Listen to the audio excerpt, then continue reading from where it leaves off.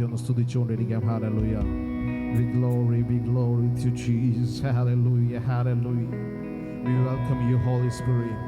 യേശുവിൻ്റെ അതിപരിശുദ്ധ സാന്നിധ്യത്തെ നമുക്ക് ചോദിക്കാം. ഹല്ലേലൂയ. ഓ കർത്താവേ, സ്തോത്രം സ്തോത്രം സ്തോത്രം യേശുവേ. കർത്താവേ, ഞങ്ങളുടെ സാന്നിധ്യത്തെ കർത്താവേ ഞങ്ങൾ ചോദിക്കുകയാണ് കർത്താവേ. Hallelujah hallelujah hallelujah.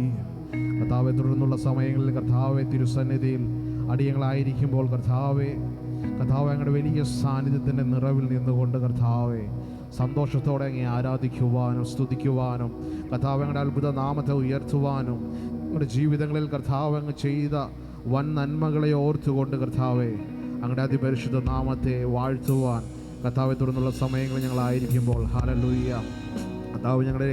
കർത്താവ് ലോകത്തിൻ്റെതായിട്ടുള്ള എല്ലാ ചിന്തകളെയും മാറ്റിവെച്ചുകൊണ്ട് ഹല്ലേലൂയ യേശുവിൻ്റെ സന്നിധിയിലേക്ക് നമുക്ക് ഒന്നിച്ചു ചെല്ലാം. ഹല്ലേലൂയ. തിരുകരങ്ങളിലേക്ക് നമ്മളെ തന്നെ, യേശുവിൻ്റെ കരങ്ങളിലേക്ക് നമ്മളെ തന്നെ ഒന്ന് താഴ്ത്തി ഏൽപ്പിക്കാം. Hallelujah lord, we praise you Jesus. നന്ദി യേശു ചലിക്കട്ടെ. ഹല്ലേലൂയ. മറ്റൊന്നിലേക്കും ശ്രദ്ധയെ കൊടുക്കാതെ എൻ്റെ യേശുവിൻ്റെ ആ സ്നേഹത്തെ ഒന്ന് ഓർത്താട്ടെ, ആ യേശുവിൻ്റെ മുഖത്തേക്കൊന്ന് നോക്കിയാട്ടെ. Hallelujah. We glory to Jesus Lord. കർത്താവേ, ഞങ്ങളുടെ അതിപരിശുദ്ധ നാമത്തെ ഞങ്ങൾ ഇന്ന് വാഴ്ത്തുകയാണ്. എത്ര സ്തുതിച്ചാലും മതി വരാത്ത കർത്താവേ ഞങ്ങളുടെ അതിശ്രേഷ്ഠമായ സ്നേഹം കർത്താവേ ഞങ്ങളിലേക്ക് അങ്ങ് നിറയ്ക്കണമേ എന്ന് പ്രാർത്ഥിക്കുന്നു. Hallelujah, hallelujah.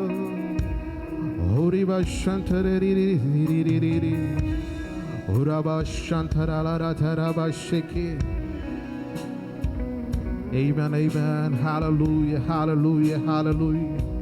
നമുക്കായിരിക്കുന്ന സ്ഥാനങ്ങൾ അല്പനേരം എഴുന്നേറ്റ് നിന്നുകൊണ്ട് ആ ജീവനുള്ള ദൈവത്തിൻ്റെ അതിപരിശുദ്ധ നാമത്തെ നമുക്കൊന്ന് ഉയർത്താം. ഹല്ലേലൂയ. എത്ര നന്മകൾ പറഞ്ഞാലും മതി വരാനാവാത്ത ആ യേശുവിൻ്റെ അതിപരിശുദ്ധ നാമത്തെ നമുക്കൊന്ന് ചേർന്ന് അവൻ്റെ സന്നിധിയിൽ നമുക്കായിരിക്കാം. Hallelujah. We praise you Jesus. We praise you Jesus Lord. Hallelujah, hallelujah. അവൻ്റെ അത്ഭുതമായ നാമത്തെ, ഹല്ലേലൂയ, അതിശയമായ നാമത്തെ, ആശ്ചര്യമായ നാമത്തെ, അധികാരമുള്ള നാമത്തെ നമുക്ക് ഒന്നിച്ചു ചേർന്ന് വാഴ്ത്തി സ്തുതിക്കാം. Hallelujah. We glory to Jesus. ഓ നന്ദി യേശുവേ, നന്ദി രാജാവേ. തിരുകരങ്ങളിലേക്ക് കർത്താവടികളെ തന്നെ താഴ്ത്തി ഏൽപ്പിക്കുകയാണ് യേശുവേ.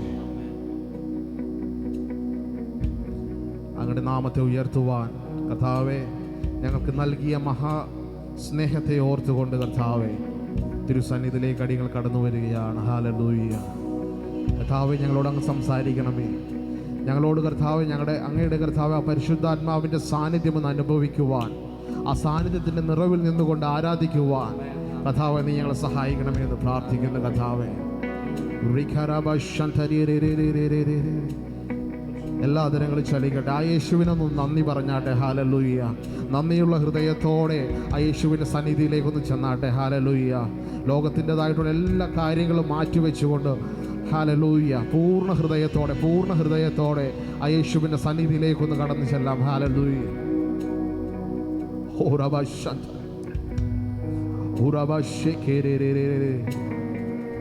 Hallelujah, hallelujah, hallelujah. സ്തുതികളുടെ ശബ്ദങ്ങൾ മുഴങ്ങട്ടെ. ഹല്ലേലൂയ. യേശുവിൻ്റെ അതിപരിശുദ്ധ സാന്നിധ്യം നമ്മുടെ മധ്യമുള്ളതിനെ ഓർത്തുകൊണ്ട് ഹല്ലേലൂയ. മഹാശ്രേഷ്ഠനായ ദൈവത്തിൻ്റെ സാന്നിധ്യം നമ്മുടെ മധ്യമുള്ളതിനെ ഓർത്തുകൊണ്ട് എല്ലാ നാവുകളും ചലിക്കട്ടെ. ഹല്ലേലൂയ.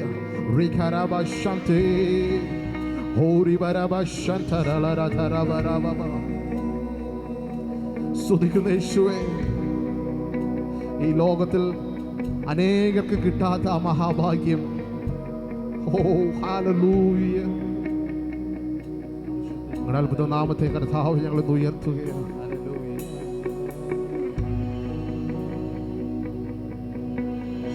അത്ഭുതമായ നാമം, അതിശയമായ നാമമേ, ആശ്ചര്യമായ നാമമേ, അധികാരമുള്ള നാമമേ, അത്ഭുതമായ നാമമേ, അതിശയമായ നാമമേ.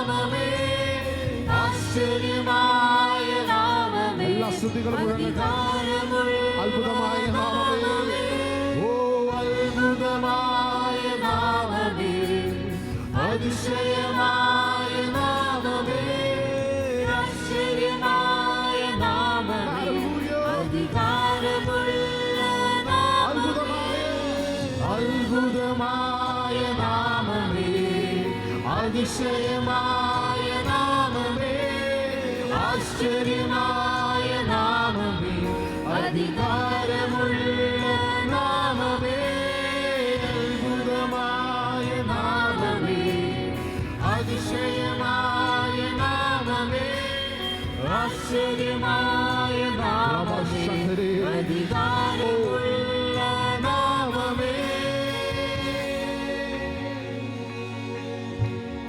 എല്ലാറ്റിലും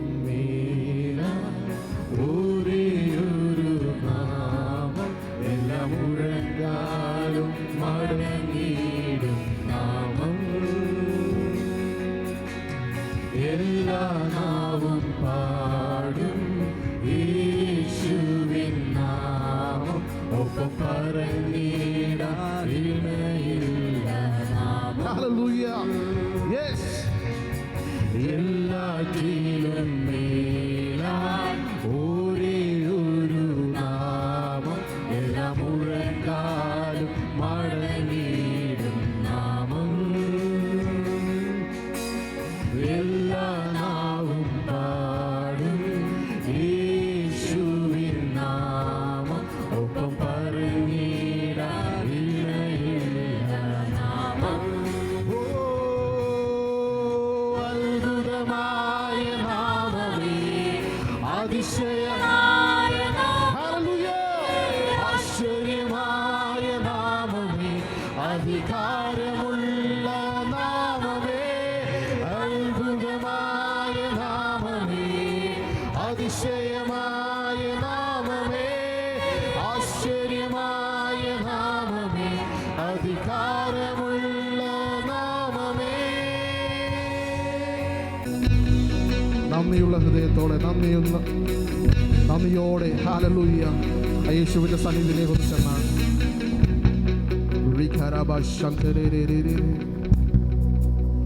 പാട്ടുകാരൻ പറഞ്ഞതുപോലെ വക്രത നിറഞ്ഞ പാപലോകത്തിൽ നീ വിളിച്ചു വേർതിരിച്ച നിൻ ജനം, നിന്റെ പൊന്നു നാമമഹത്വത്തിനായി ദിനം ശോഭിപ്പാൻ കൃപ നൽകണമേ. Hallelujah. Lord, we praise you, Jesus. കർത്താവ്, ഈ ലോക ജീവിതത്തിൽ കർത്താവെ അങ്ങയുടെ കൃപയില്ലാതെ കർത്താവ് ഞങ്ങൾക്ക് മുമ്പോട്ട് പോകുവാൻ കർത്താവെ സാധ്യമല്ലെന്ന് ഞങ്ങൾ അറിയുമ്പോൾ കർത്താവെ തിരുകരങ്ങളിലേക്ക് ഞങ്ങളെ തന്നെ താഴ്ത്തി ഏൽപ്പിക്കുകയാണ്. അങ്ങയുടെ കൃപയും വരങ്ങളും ഞങ്ങൾ ചോദിക്കുകയാണ് കർത്താവെ. ഇന്ന് കർത്താവ് അത് നിറക്കുവാൻ മതിയായ അങ്ങയുടെ അത്ഭുത സാന്നിധ്യം ഞങ്ങളുടെ മധ്യയുണ്ടെന്ന് ഞങ്ങൾ അറിയുന്നു. ഹല്ലേലൂയ. എല്ലാം അങ്ങയുടെ മഹത്വത്തിനായി കർത്താവെ തിരുകരങ്ങളിലേക്ക് ഏൽപ്പിക്കുകയാണ്. കരങ്ങളെല്ലാം അടിച്ചുകൊണ്ട് അവൻ്റെ അത്ഭുത നാമത്തെ നമുക്കൊന്ന് ഉയർത്താം. Yes Lord.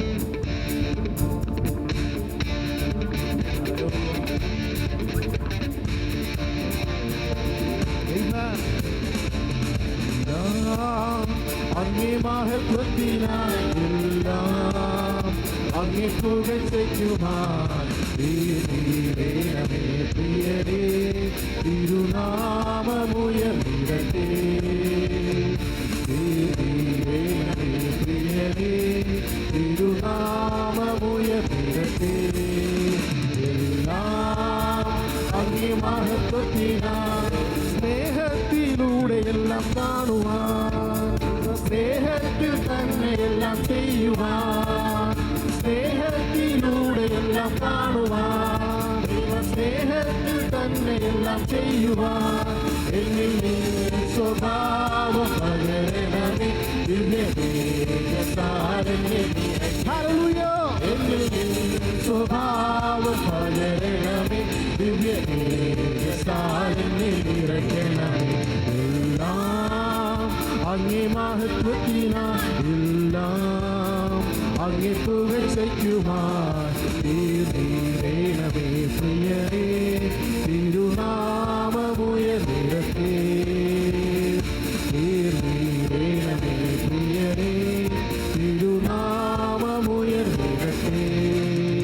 എല്ലാം അങ്ങേ മഹത്വത്തിനായി ആത്മാവിൽ ശക്തിയോടെ ജീവിപ്പാൻ, ആത്മനൽവരങ്ങൾ നിത്യവും പ്രകാശിപ്പാൻ, ആത്മാവിൻ ശക്തിയോടെ ജീവിപ്പാൻ, ആത്മനൽവരങ്ങൾ നിത്യവും പ്രകാശിപ്പാൻ, ആത്മദായക നിരന്തരമായ ആത്മദാനങ്ങൾ. ഹല്ലേലൂയ. Yes, ചലനം തേരേ പ്രവരാധക ശബ്ദഗരി ധാരാബ. Amen. എല്ലാം അങ്ങേ മഹത്വത്തിനാൽ, എല്ലാം അങ്ങേ പുകഴ്ചയ്ക്കുമായി പ്രിയരേ തിരുനാമമുയർന്നിടട്ടെ. പ്രിയരേ തിരുനാമമുയർന്നിടട്ടെ. എല്ലാം അങ്ങേ മഹത്വത്തിനാൽ, നിന്റെ പേരിൽ ഞങ്ങൾ ചെയ്യും വേലകൾ, തിരുനാമവും ധരിച്ചു ചെയ്ത ക്രിയകൾ. നിന്റെ പേരിൽ ഞങ്ങൾ ചെയ്യും വേലകൾ, തിരുനാമവും ധരിച്ചു ചെയ്യും ക്രിയകൾ. ഭൂവിൽ ഞങ്ങൾക്കല്ല വാഴവനെ, അങ്ങേ വാഴ്വനായി മാത്രം തീരണമേ. ഭൂവിൽ ഞങ്ങൾക്കല്ല വാഴവനെ, അങ്ങേ വാഴ്വിനായി മാത്രം തീരണമേ. എല്ലാം അങ്ങേ മഹത്വത്തിനാൽ, എല്ലാം അങ്ങേ പുകഴ്ചയ്ക്കുമായി പ്രിയരേ തിരുനാമമുയർന്നിടട്ടെ. പ്രിയരേ തിരുനാമമുയർന്നിടട്ടെ. എല്ലാം അങ്ങേ മഹത്വത്തിനാൽ, വക്രത നിറഞ്ഞ പാപലോകത്തിൽ നീ വിളിച്ചു വേർതിരിച്ച നിൻ ജനം. വക്രത നിറഞ്ഞ പാപലോകത്തിൽ നീ വിളിച്ചു വേർതിരിച്ച നിൻ ജനം.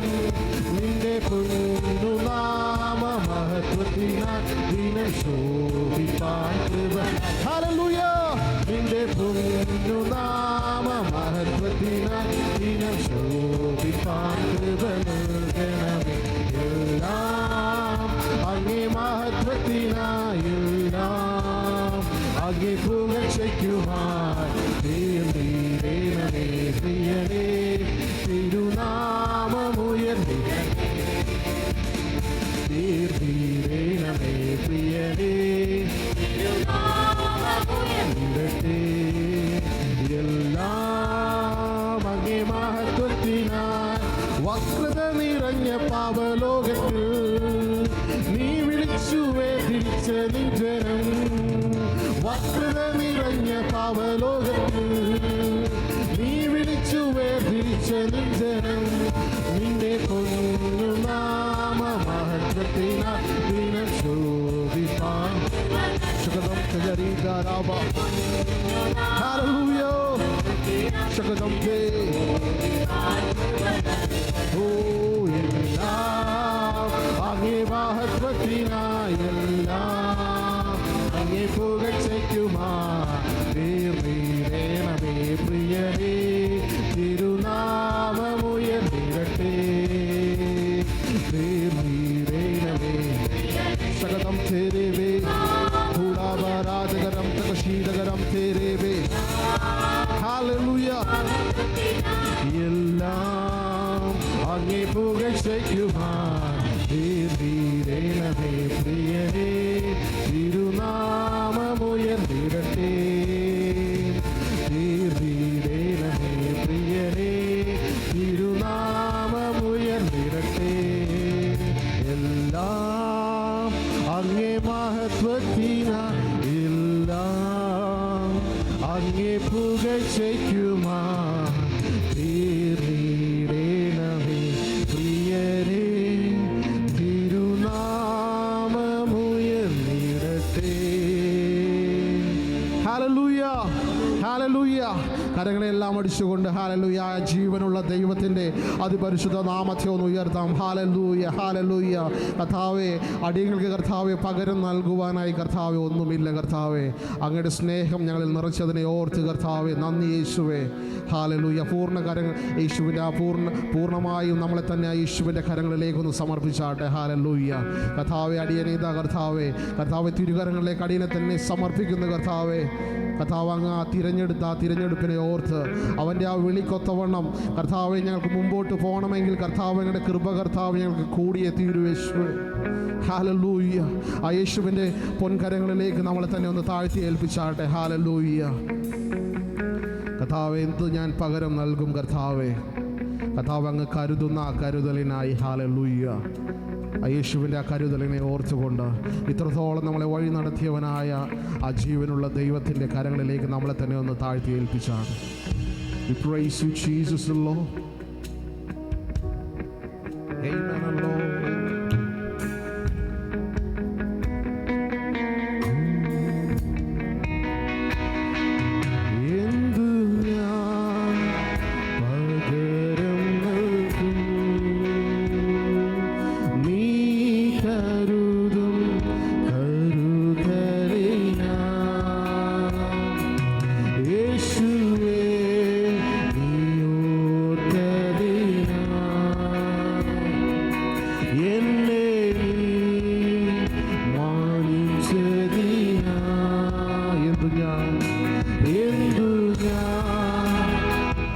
യേശുവിൻ്റെ അത്ഭുത സ്നേഹത്തെ ഓർത്തുകൊണ്ട് അവൻ്റെ ആ കരുതലിനെ ഓർത്തുകൊണ്ട് Oh, we praise you, Jesus. Oh, യേശുവേ. Hallelujah. എന്നെ മാനിച്ചതിനാ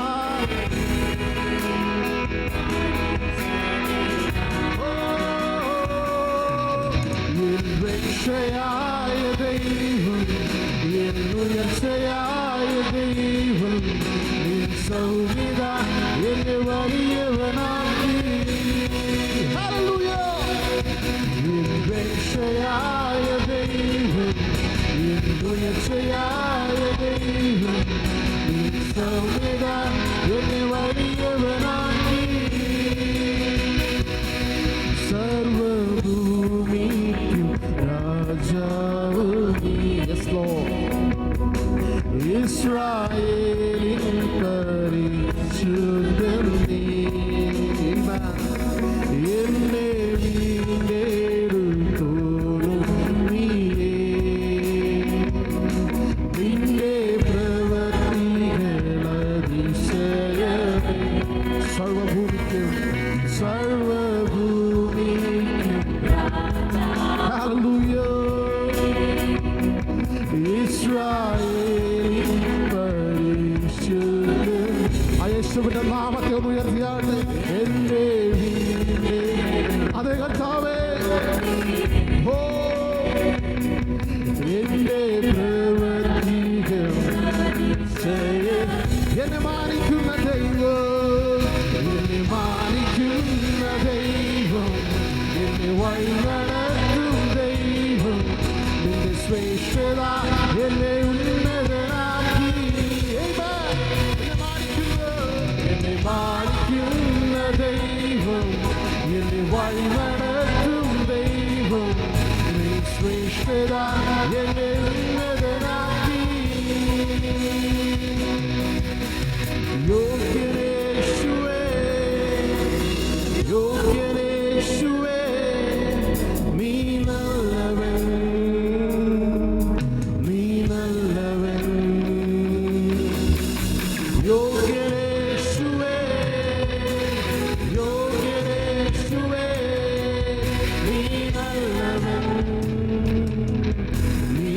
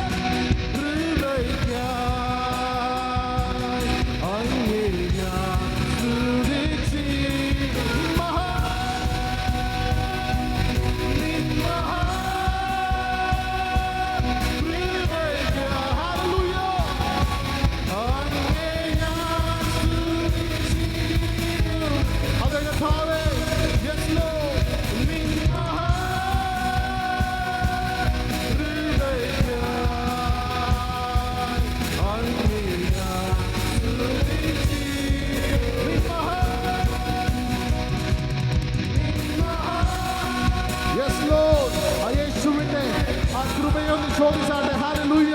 നാം ചോദിക്കുന്നതിലും അധികം നിറച്ചു തരുവാൻ മതിയായ യേശുവിന്റെ അത്ഭുത സാന്നിധ്യം നമ്മുടെ മധ്യമുള്ളതിനെ ഓർത്തുകൊണ്ട് ആ യേശുവിന്റെ അത്ഭുത സാന്നിധ്യത്തിൽ നിറഞ്ഞു നിന്നുകൊണ്ട് ഹല്ലേലൂയ.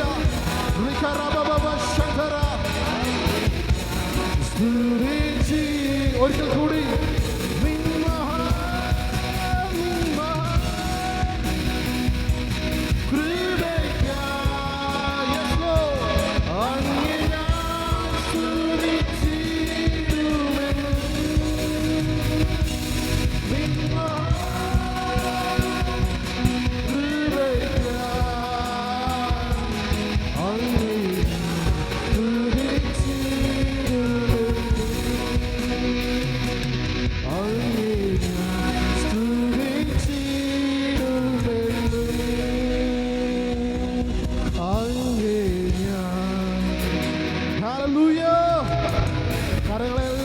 കൊണ്ട് ഹല്ലേലൂയ.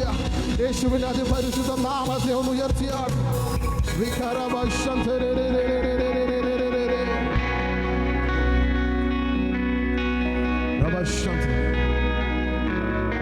കർത്താവേ ഹല്ലേലൂയ.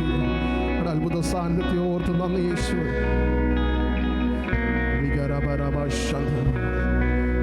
നീ ഞങ്ങളോട് സംസാരിക്കുന്നതിനെ ഓർത്തുകൊണ്ട്, നീ ഞങ്ങളോട് സ്പർശിക്കുന്നതിനെ ഓർത്തുകൊണ്ട് ഹല്ലേലൂയ. ഒരു അത്ഭുത സാന്നിധ്യത്തെ ഓർത്തുകൊണ്ട് നന്ദി യേശുവേ.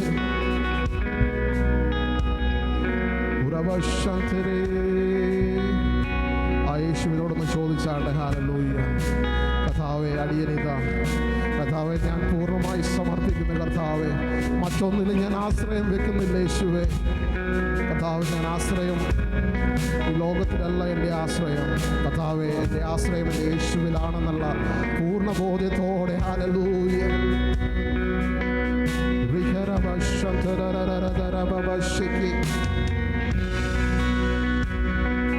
യേശുവിൻ്റെ തിരുകരങ്ങളിലേക്ക് നമ്മളെ തന്നെ ഒന്ന് താഴ്ത്തി ഏൽപ്പിച്ചാണ്. ഹല്ലേലൂയ.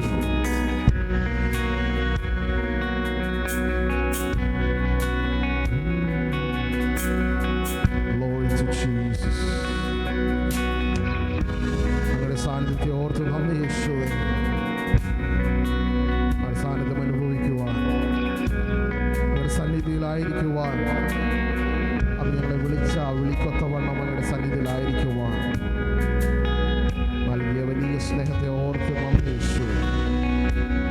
തിരുകരങ്ങളിലേക്ക് നമ്മളെ തന്നെ താഴ്ത്തി ഏൽപ്പിക്കാം. കർത്താവേ, തുടർന്നുള്ള ഓരോ ശുശ്രൂഷകളിലും കർത്താവ് ഞങ്ങളുടെ വലിയ സാന്നിധ്യത്തിൻ്റെ നിറവിലായിരിക്കുവാൻ നീ ഞങ്ങളെ സഹായിക്കണമേ എന്ന് പ്രാർത്ഥിക്കുന്നു. സകലവും ചെയ്യുന്ന യേശുവിൻ്റെ നാമത്തിൽ ആമേൻ, ആമേൻ.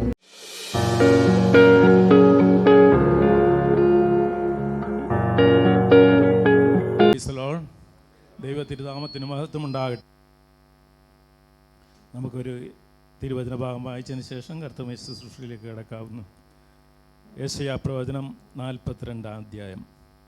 ഇതാ ഞാൻ താങ്ങുന്ന എൻ്റെ ദാസൻ, എൻ്റെ ഉള്ളം പ്രസാദിക്കുന്നു. എൻ്റെ വൃതൻ, ഞാൻ എൻ്റെ ആത്മാവിനെ അവൻ്റെ മേൽ വെച്ചിരിക്കുന്നു. അവൻ ജാതികളോട് ന്യായം പ്രസ്താവിക്കും.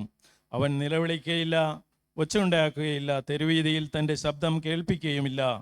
ചതഞ്ഞ ഓട അവൻ ഒടിച്ചു കളയുകയില്ല, പുകയുന്ന തിരി കെടുത്തിക്കളയുകയില്ല. അവൻ സത്യത്തോടെ ന്യായം പ്രസ്താവിക്കും. ഭൂമിയിൽ ന്യായം സ്ഥാപിക്കും വരെ അവൻ തളരുകയില്ല, അധൈര്യപ്പെടുകയുമില്ല. അവൻ്റെ ഉപദേശത്തിനായി ദ്വീപുകൾ കാത്തിരിക്കുന്നു. ആകാശത്തെ സൃഷ്ടിച്ച് വിരിക്കുകയും ഭൂമിയെ അതിലെ ഉൽപ്പന്നങ്ങളെയും പരത്തുകയും അതിലെ ജനത്തിന് ശ്വാസത്തെയും അതിൽ നടക്കുന്നവർക്ക് പ്രാണനെയും കൊടുക്കുകയും ചെയ്ത യഹോവയായ ദൈവം ഇപ്രകാരം അരുളി ചെയ്യുന്നു. ഉരുട്ടുകണ്ണുകളെ തുറപ്പാനും ബദ്ധന്മാരെ കുണ്ടറയിൽ നിന്നും അന്ധകാരത്തിലിരിക്കുന്നവരെ കാരാഗൃഹത്തിൽ നിന്നും വിടുവിപ്പാനും യഹോവയെ ഞാൻ നിന്നെ നീതിയോടെ വിളിച്ചിരിക്കുന്നു. ഞാൻ നിന്റെ കൈപിടിച്ച് നിന്നെ കാക്കും. നിന്നെ ജനത്തിൻ്റെ നിയമവും ജാതികളുടെ പ്രകാശവുമാക്കും. ഞാൻ യഹോവ, അത് തന്നെ എൻ്റെ നാമം. എൻ്റെ മഹത്വം മറ്റൊരുത്തനും എൻ്റെ സ്തുതി വിഗ്രഹങ്ങൾക്കും വിട്ടുകൊടുക്കുകയില്ല. പണ്ട് പ്രസ്താവിച്ചത് ഇതാ സംഭവിച്ചിരിക്കുന്നു. ഹല്ലേലൂയ. ഞങ്ങളെ സ്നേഹിക്കുന്ന ഞങ്ങളുടെ സ്വർഗീയ പിതാവേ, ദൈവമേ, പ്രത്യേകിച്ച് ഈ കർത്താവെ കുരുടുകണ്ണുകളെ വിടുവിപ്പാനും കർത്താവെ ശക്തീകരിക്കുവാനും മതിയായ ദൈവമാണെന്ന് ഞങ്ങൾ അറിയുന്നു. ഞങ്ങളെ തന്നെ താഴ്ത്തി സമർപ്പിച്ച് പ്രാർത്ഥിക്കുന്നു. കർത്താവെ, അങ്ങയുടെ തിരുനാമത്തിന് മഹത്വമുണ്ടാകട്ടെ. ആമേൻ. എല്ലാവരും സ്തോത്രത്തോടെ ആയിരിക്കാം.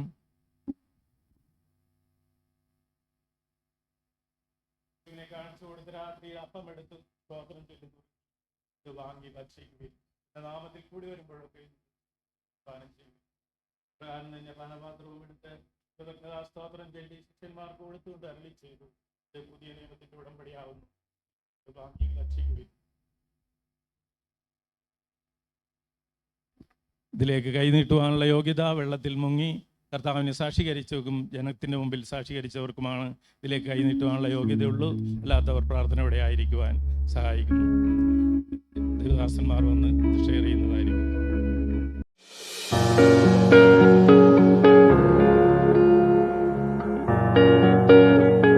സമയമാണ്. ചില വചനം വായിച്ച് നമുക്ക് കർത്താവിന് കൊടുക്കാനുള്ളത് കാര്യങ്ങളിലെടുക്കാം. ആവർത്തന പുസ്തകം 8-ാം അധ്യായം 12-ാം വാക്യം മുതൽ 20 വരെയുള്ള വാക്യങ്ങൾ ഇപ്രകാരം ഞാൻ വായിക്കാം.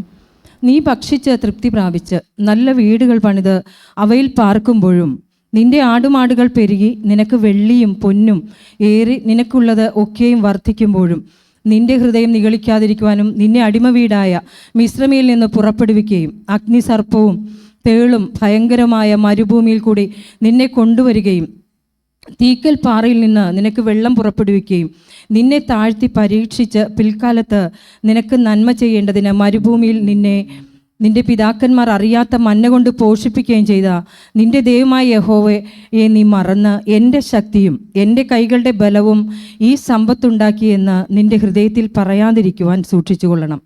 നിന്റെ ദൈവമായ യഹോവയെ നീ ഓർക്കണം. നിന്റെ പിതാക്കന്മാരോട് സത്യം ചെയ്ത നിന്റെ നിയമം ഇന്നുള്ളതുപോലെ ഉറപ്പിക്കേണ്ടതിന് അവനല്ലോ നിനക്ക് സമ്പത്തുണ്ടാക്കാൻ ശക്തി തരുന്നത്. ആമേൻ. നമുക്ക് സമ്പത്തുണ്ടാക്കുവാൻ ശക്തി തരുന്നൊരു ദൈവത്തെ ഇവിടെ കൽപ്പനകളിലൂടെ ദൈവം സംസാരിക്കുമ്പോൾ ഒരു കാര്യം തുടക്കത്തിലേ പറയുന്നുണ്ട്. നീ നല്ല വീടുകൾ പണിത് അവയിൽ പാർക്കുമ്പോഴും നിന്റെ ആടുമാടുകൾ പെരുകി നിനക്ക് വെള്ളിയും പൊന്നും ഏറി നിനക്കുള്ളതൊക്കെയും വർദ്ധിക്കുമ്പോൾ. നമ്മുടെ ദൈവം വർധനവിൻ്റെ ദൈവമാണ്. നമ്മുടെ ദൈവം ഒരിക്കലും നമ്മളെ താഴ്ത്താനല്ല. ഞങ്ങളുടെ ഒരു ജീവിതാനുഭവം ഞാൻ ഈ സമയത്ത് ഈ വചനം ഇതിനു വേണ്ടി ഒരുങ്ങിയപ്പോൾ പ്രാർത്ഥിക്കുവാൻ ഓർക്കുമായിരുന്നു. ഒരു 20 വയസ്സുള്ളപ്പോൾ ഞങ്ങളുടെ മൂത്ത മോൻ അവന് ക്ലാസ്സിൽ ചിന്മയിലാണ് BBM ചെയ്തത് സമയത്ത് ഒരു ദിവസം സങ്കടത്തോടെ ഇങ്ങനെ പറഞ്ഞു, അമ്മേ എനിക്ക് ഒരു ഷൂ പോലും ഇല്ല ഇടാനായിട്ട്, എൻ്റെ മറ്റുള്ള ഫ്രണ്ട്സിൻ്റെ പോലെ. അതൊരു കാര്യത്തിന് വഴക്ക് പറഞ്ഞപ്പോൾ അവൻ ഉപദേശിച്ചപ്പോൾ അവൻ ഇങ്ങനെ പറയുവാണ്, ഒരു ഷൂ ഇടാനില്ല. അവർ പാരകണ്ട വള്ളിച്ചെരുപ്പിട്ട കുട്ടികളൊക്കെ അന്നും നല്ല കോളേജിലാണെങ്കിലും അവർക്ക് ഇടാൻ വഴിയില്ല. ഞാൻ കഴിഞ്ഞ ദിവസം എണ്ണി നോക്കിയപ്പോൾ ഇളയാളാണ് ഇപ്പോൾ കൂടെ ഉള്ളതല്ല, മൂത്തവൻ ഇത് പറഞ്ഞാൽ അബുദാബിയിലാണ്. നോക്കിയപ്പോൾ ഒരു 7ഓളം ഷൂ അവിടെ കിടക്കുന്നുണ്ട് ഇവൻ്റെ. പിന്നെ ഒരു 2 ക്രോക്സിൻ്റെ ചെരുപ്പ്, അത്രയും വെച്ച് ഞാൻ എണ്ണി നിർത്തി. അപ്പോൾ ഒരു ഷൂ പോലും ഇട്ട് നടക്കാനില്ലാതിരുന്ന ഒരു അവസ്ഥയിൽ നിന്നാണ് ഈ കർത്താവിലേക്ക് ഞങ്ങൾ വന്നത്. കാരണം അത് 5ഉം 6ഉം വയസ്സുള്ളൊരു മോനല്ല അത് ചോദിച്ചത്, 20 വയസ്സൊക്കെ ഉള്ള ഒരു മോനാണ് ഈ അമ്മയുടെ അപ്പനോട് സംസാരിക്കുമ്പോൾ. അങ്ങനെയില്ല. അപ്പോൾ തീർച്ചയായിട്ടും നമ്മുടെ ദൈവം വർധനവിൻ്റെ ദൈവമാണ്. അവസ്ഥകളെ ഭേദമാക്കുന്ന, മാറ്റം വരുത്തുന്ന ദൈവമാണ്. ഇവിടെ ഈ ഓഫീസിൽ ഞാൻ 3.5 വർഷം വർക്ക് ചെയ്തിട്ടുണ്ട് താഴെ ഓഫീസിൽ. അപ്പോഴും മാറി ഉടുക്കാൻ ഡ്രസ്സില്ലാതെ ഒരു അവസ്ഥയിൽ ഞാനിവിടെ വന്നിട്ടുള്ള സമയത്ത് പുറകിൽ ആൻറ്റി ഇരിക്കുന്നുണ്ട്. എനിക്ക് ഉടുപ്പ് കൊണ്ടുവന്നത് ഞാൻ മറന്നിട്ടില്ല. ഞാൻ ജെസ്സി ആൻറ്റിയോട് ഞാൻ പറയുന്ന ഇങ്ങനെയുള്ള അവസ്ഥയിലൂടെ എല്ലാം വന്നു. പക്ഷേ നമ്മുടെ ദൈവം ആരാണെന്ന് ചോദിച്ചാൽ അവൻ വർധനവിൻ്റെ ദൈവമാണ്. ഗോഡ് ഓഫ് ഇൻക്രീസ് അല്ലെങ്കിൽ മൾട്ടിപ്ലിക്കേഷൻ്റെ ദൈവമാണ് നമ്മുടെ ദൈവം എന്ന് പറഞ്ഞാൽ. ഇനി ഇങ്ങനെ നമ്മൾ വർദ്ധിപ്പിക്കുമ്പോൾ 2 കാര്യം സംഭവിക്കാൻ സാധ്യതയുള്ളതുകൊണ്ടാണ് അത് ദൈവത്തിൻ്റെ ആത്മാവിൽ നമ്മൾ ഓർപ്പിക്കുകയാണ്. ഒന്ന് 14-ാം വാക്യത്തിൽ ഇങ്ങനെ പറയും, ഹൃദയം ഇത് വർദ്ധിക്കുമ്പോഴൊക്കെയും ഹൃദയം നിഗളിക്കാതിരിക്കണം. പിന്നെ 2, ഹൃദയത്തിൽ എന്ത് പറയും നമ്മൾ പറയാൻ സാധ്യതയുണ്ട്. അതുകൊണ്ടാണല്ലോ ഇങ്ങനെ എഴുതി വച്ചിരിക്കുന്നത്, എൻ്റെ ശക്തിയും എൻ്റെ കൈയുടെ ബലവും ഈ സമ്പത്തുണ്ടാക്കിയെന്ന് നിൻ്റെ ഹൃദയത്തിൽ പറയാതിരിക്കുവാൻ സൂക്ഷിച്ചു കൊള്ളണം.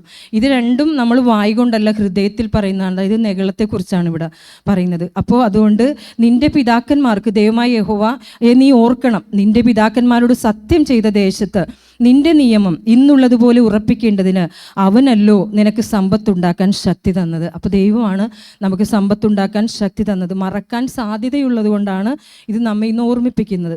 സദൃശ്യവാക്യം 10:22 പറയുന്നു, യഹോവയുടെ അനുഗ്രഹത്താൽ സമ്പത്തുണ്ടാകുന്നു, അധ്വാനത്താൽ അതിനോട് ഒന്നും കൂടുന്നില്ല. അപ്പോൾ ദൈവത്തിൻ്റെ അല്ലെങ്കിൽ പിതാവായ ദൈവം, ആ ദൈവത്തിൻ്റെ അനുഗ്രഹത്താലാണ് നമുക്ക് സമ്പത്തുണ്ടാകുന്നത്. അധ്വാനത്താൽ ഒന്നും ചേർക്കപ്പെടുന്നില്ല.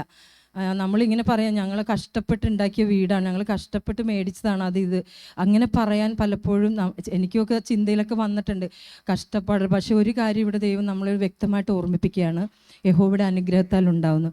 അങ്ങനെയെങ്കിൽ നമ്മൾ എങ്ങനെയാണ് ദൈവത്തിന് കൊടുക്കേണ്ടത് എന്നുള്ളതും കൂടെ ഒന്ന് പറഞ്ഞിട്ട് ഓഫറിങ് എടുക്കാം. 2 കൊരിന്തി 8:9 വാക്യം ഇങ്ങനെ പറയുന്നു, അവനവൻ 7-8 വാക്യങ്ങൾ, 2 കൊരിന്തി 9 7-8 വാക്യങ്ങൾ. അവനവൻ ഹൃദയത്തിൽ നിശ്ചയിച്ചതുപോലെ കൊടുക്കട്ടെ, സങ്കടത്തോടെ അരുത്, നിർബന്ധത്താലും അരുത്, സന്തോഷത്തോടെ കൊടുക്കുന്നവനെ ദൈവം സ്നേഹിക്കുന്നു. നിങ്ങൾ സകലത്തിലും എപ്പോഴും പൂർണ്ണ തൃപ്തിയുള്ളവരായി സകല സൽപ്രവൃത്തിയിലും പെരുകി വരുമാറ് നിങ്ങളിൽ സകല കൃപയും പെരുക്കുവാൻ ദൈവം ശക്തൻ.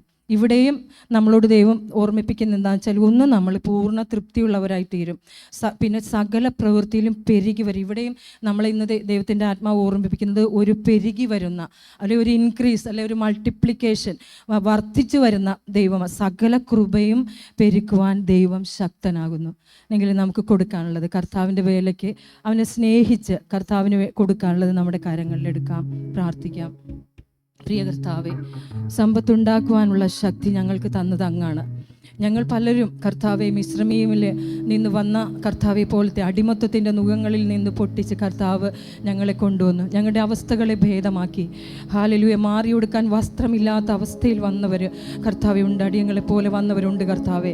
എന്നാൽ കർത്താവ് ഞങ്ങളുടെ അവസ്ഥകളെ ഭേദമാക്കി ഞങ്ങൾക്ക് തന്നത്, സമ്പത്തുണ്ടാക്കാൻ ശക്തി തന്ന കർത്താവിൻ്റെ കരങ്ങളിൽ ഞങ്ങൾ സന്തോഷത്തോടെ സ്നേഹത്തോടെ ഞങ്ങൾക്ക് തന്നതിൽ നിന്ന് ഞങ്ങൾ കർത്താവെ അങ്ങയുടെ ആലയത്തിൽ ആഹാരം ഉണ്ടാകേണ്ടതിന് ഞങ്ങൾ കർത്താവെ സ്നേഹത്തോടെ കൊടുക്കുന്നു.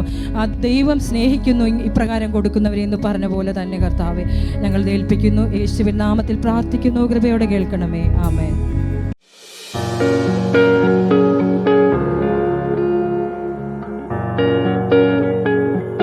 കൃപയും ശക്തിയും പരിശുദ്ധാത്മാവ് മുഖാന്തരം ഞങ്ങൾക്ക് നൽകുമാറാകണമേ എന്ന് പ്രാർത്ഥിച്ച് ഞങ്ങളെ വീണ്ടും സമർപ്പിക്കുന്നു, അടിയനെയും സമർപ്പിക്കുന്നു. ദൈവത്തിൻ്റെ പരിശുദ്ധാത്മാവിനാൽ നയിക്കപ്പെടുവാനായി അടിയനെ താഴ്ത്തുന്നു. കർത്താവെ, ശ്രോതാക്കളെ ഏൽപ്പിച്ച് പ്രാർത്ഥിക്കുന്നു. ഞങ്ങളുടെ ചെവി, ഞങ്ങളുടെ കാതുകളെ അഭിഷേകം ചെയ്ത് കർത്താവിൻ്റെ വചനം ശ്രവിക്കുവാനും വേണ്ടാത്തത് തള്ളിക്കളയുവാനും വേണ്ടിയത് ഏറ്റെടുക്കുവാനും ഞങ്ങളെ ഓരോരുത്തരെയും ബലപ്പെടുത്തണം. ഞങ്ങളുടെ ജീവിതം ക്രമീകരിക്കുവാൻ ദൈവത്തിൻ്റെ സന്നിധിയിൽ ഞങ്ങളെ ഓരോരുത്തരെയും സഹായിക്കണം. യേശുവിൻ്റെ നാമത്തിൽ ആമേൻ. അല്ലെങ്കിൽ സാധാരണ ഇംഗ്ലീഷിൽ 3 S എന്ന് പറയും. 3 S എന്ന് പറഞ്ഞിട്ടുണ്ടെങ്കിൽ സാൽവേഷൻ, സാങ്ക്ടിഫിക്കേഷൻ, സർവീസ് എന്ന് പറഞ്ഞ 3 വാക്കുകളുണ്ട്. ഹല്ലേലൂയ. അപ്പോൾ നമ്മൾ കർത്താവിൻ്റെ രക്ഷയിലേക്ക് വന്നാൽ അടുത്ത പടിയെന്ന് പറയുന്നത് ശുദ്ധീകരണമാണ്, സാങ്ക്ടിഫിക്കേഷൻ. സാങ്ക്ടിഫിക്കേഷൻ കഴിഞ്ഞാൽ പിന്നെ കർത്താവിൻ്റെ വേല, അത് 3ഉം ഒപ്പം ചെയ്യാം നമുക്ക്. എന്നാൽ അത് 3 ഒരു ക്രമത്തിൽ അവർ പറയുന്നത്, സാൽവേഷൻ, സാങ്ക്ടിഫിക്കേഷൻ, സർവീസ്. ഇത് 3ഉം വളരെ പ്രധാനപ്പെട്ട 3 ഘടകങ്ങളാണ് ഒരു ക്രിസ്തീയ ജീവിതത്തിൽ. എന്നാൽ നമ്മൾ കർത്താവിൽ പക്വത പ്രാപിച്ചു കഴിയുമ്പോൾ അതിൽ 3 നമുക്ക് ഒതുങ്ങി നിൽക്കാൻ പറ്റില്ല.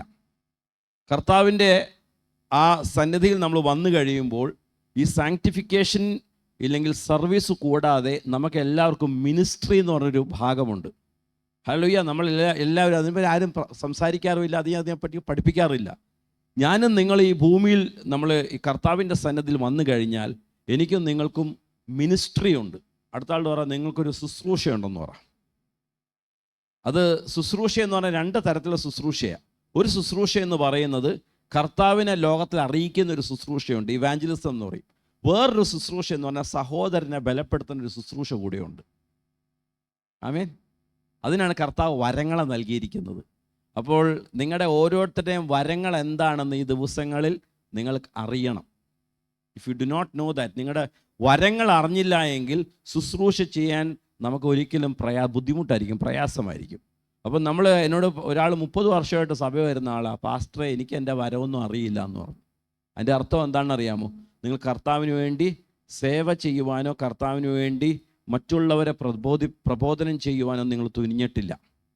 അപ്പോൾ നമ്മൾ ഈ ദിവസങ്ങളിൽ അറിയേണ്ട ഒരു കാര്യമാണ്, ദൈവം എന്നെ ഏൽപ്പിച്ചിരിക്കുന്ന കർത്താവിൻ്റെ ശുശ്രൂഷ എന്താണെന്ന് അറിയണം. അപ്പോൾ നമുക്ക് കൂടുതൽ നമുക്കൊരു ഗിഫ്റ്റിംഗ് ഉണ്ട്. ആ ഗിഫ്റ്റിങ്ങിൽ നമുക്ക് കൂടുതൽ നമുക്ക് ശ്രദ്ധിച്ച് കർത്താവിൻ്റെ ശുശ്രൂഷ നമുക്ക് ചെയ്യാൻ പറ്റും. അപ്പോൾ മിനിസ്ട്രി ഒന്ന്.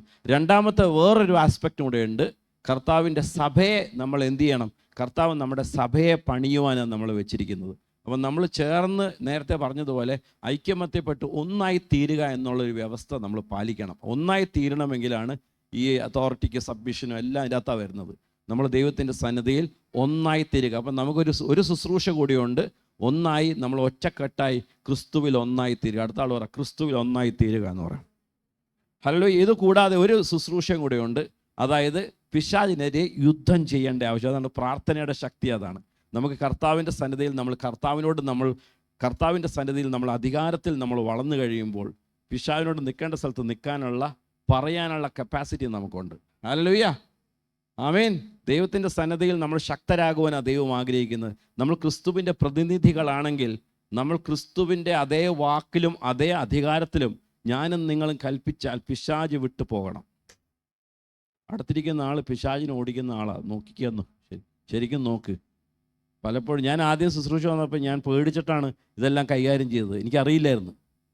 പിന്നെ എനിക്ക് മനസ്സിലായത് കർത്താവ് നമ്മളിലുള്ള ദൈവം എത്ര ശക്തനാണെന്ന് അറിയുന്നത് ഞാനും നിങ്ങളും അധികാരത്തിൻ്റെ ശുശ്രൂഷ ചെയ്യേണ്ടവരാണ്. ഞാനും നിങ്ങളും ഉറച്ചു നിന്നാൽ ഒരു പിശാചിന് നമ്മുടെ അടുത്ത് പോലും വരാൻ പറ്റില്ല. ഹല്ലേലൂയ. ആമേൻ.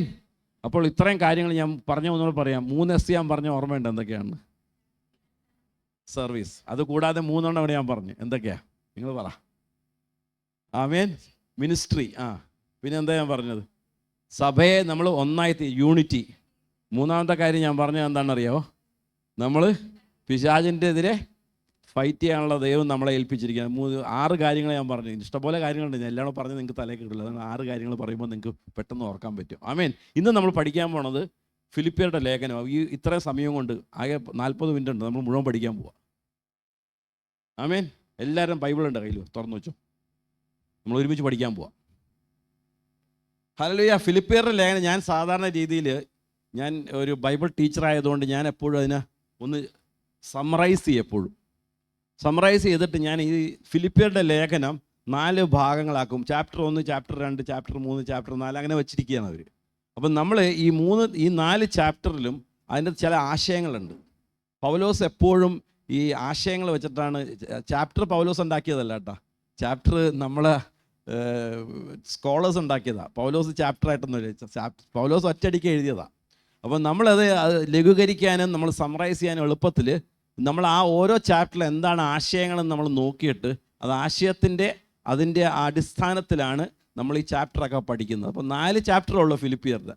പക്ഷേ ഫിലിപ്പിയറുടെ ലേഖനം ഒത്തിരി വിശ്വാസത്തിൽ നമുക്ക് സ്ട്രെങ്ത് നൽകുന്ന, നമ്മളെ ഓരോരുത്തരെയും ബലപ്പെടുത്തുന്ന ഇഷ്ടംപോലെ വചനങ്ങൾ. നിങ്ങൾ ഫിലിപ്പിയർ ലേഖനത്തിൽ ഒരു വാക്യം പറഞ്ഞാൽ ഉടനെ എല്ലാവരും പറയും, എപ്പോഴും സന്തോഷിപ്പിൻ, എല്ലായ്പ്പോഴും സന്തോഷിപ്പിൻ, ഇടപെടാതെ സന്തോഷിക്കാൻ എപ്പോഴും നമ്മൾ പറഞ്ഞുകൊണ്ടിരിക്കും. പിന്നെ എന്താ വേറെ? നിങ്ങൾ ഒന്നിനെക്കുറിച്ച് വിചാരപ്പെടരുതെന്ന് പറയും അല്ലേ? 4:6 പറയും. വളരെ എന്തോ ഏതാണ്? കർത്താവ് നിങ്ങൾ ആരംഭിച്ച നല്ല പ്രവൃത്തി കർത്താവിൻ്റെ നാൾ വരെയും അതിൻ്റെ പൂർത്തീകരണത്തിൽ കൊണ്ടുപോകും. 1:4 മുതലുള്ള വാക്യങ്ങളാണ്. അപ്പോൾ ഇങ്ങനത്തെ പല പല വാക്യങ്ങളുണ്ട്. അപ്പോൾ നമ്മളിന്ന് പഠിക്കാൻ പോകുന്ന എല്ലാ പ്രധാനപ്പെട്ട വാക്യങ്ങളും ഞാൻ കവർ ചെയ്യും. അപ്പോൾ ആദ്യം നമ്മൾ എടുക്കാൻ പോകുന്ന ഫിലിപ്പിയരുടെ 1-ാമത്തെ അധ്യായമാണ്. 1-ാമത്തെ അധ്യായം നമ്മൾ എടുക്കുമ്പോൾ അതിൽ ഒരു പ്രധാനപ്പെട്ട ഒരു കണ്ണി വാക്യമുണ്ട്, പാർട്ട്ണർഷിപ്പ്. എല്ലാവരും പറഞ്ഞേ, പാർട്ട്ണർഷിപ്പ്. പാർട്ട്ണർഷിപ്പ് എന്ന് പറഞ്ഞാൽ ഞാനും നിങ്ങളും പങ്കാളികളാണ്. ക്രിസ്തുവിൻ്റെ ആ സുവിശേഷത്തിൽ ഞാനും നിങ്ങളും പങ്കാളികൾ. എല്ലാവരും പറഞ്ഞേ, പങ്കാളികൾ. പങ്കാളികൾ എന്ന് പറഞ്ഞാൽ നമ്മൾ കർത്താവിൻ്റെ സന്നിധിയിൽ കടന്നു വന്നു കഴിഞ്ഞാൽ we are partners with Christ. We are partners of the gospel. നമ്മൾ പാർട്ട്ണറായി കഴിഞ്ഞിട്ടുണ്ടെങ്കിൽ നമുക്കൊരു പങ്ക്, ഇല്ലെങ്കിൽ നമുക്കൊരു പ്രത്യേകമായിട്ടുള്ള ദൗത്യം നിർവഹിക്കുവാനുണ്ട്. അടുത്ത ആളോട് ചോദിച്ചേ, പാർട്ട്ണർ ആണെന്ന് ചോദിച്ചേ. പാർട്ട്ണർ ആണെങ്കിൽ എന്തെങ്കിലും പണി, അല്ലാത്ത സ്ലീപ്പിംഗ് പാർട്ട്ണറാ. സ്ലീപ്പിംഗ് പാർട്ട്ണർ എന്ന് കേട്ടിട്ടുണ്ടോ? ഈ BCom പഠിച്ചവർക്ക് അറിയാം, സ്ലീപ്പിംഗ് പാർട്ട്ണർ എന്ന് പറഞ്ഞ വാക്യമുണ്ട്. അവരൊരു പണിയും ചെയ്യൂല, അവന് പാർട്ട്ണറൊക്കെയാണ്, പക്ഷെ സ്ലീപ്പിംഗ് പാർട്ട്ണറാണ്. കർത്താവിൻ്റെ രാജ്യത്തിൽ സ്ലീപ്പിംഗ് പാർട്ട്നേഴ്സ് ഇല്ല. കർത്താവിൻ്റെ രാജ്യത്ത് എല്ലാവർക്കും എന്താ ഉള്ളത്? കർത്താവിൻ്റെ രാജ്യത്ത് എല്ലാവരും എന്താണ്? എല്ലാവരും പ്രവർത്തിക്കുന്ന വർക്കിംഗ് പാർട്ട്നേഴ്സാണ്. അപ്പോൾ കർത്താവിൻ്റെ സന്നിധിയിൽ ഈ പാർട്ട്ണർഷിപ്പ് എന്നുള്ള വാക്യം നമ്മൾ കാണാൻ പോകുന്നത്, ആദ്യം നമ്മൾ വായിക്കാൻ പോകുന്ന 1:4. അപ്പോൾ ഞാൻ സ്പീഡിൽ പോകും കേട്ടോ, എന്നോട് ക്ഷമിക്കണം. 1:4 വായിക്കാം.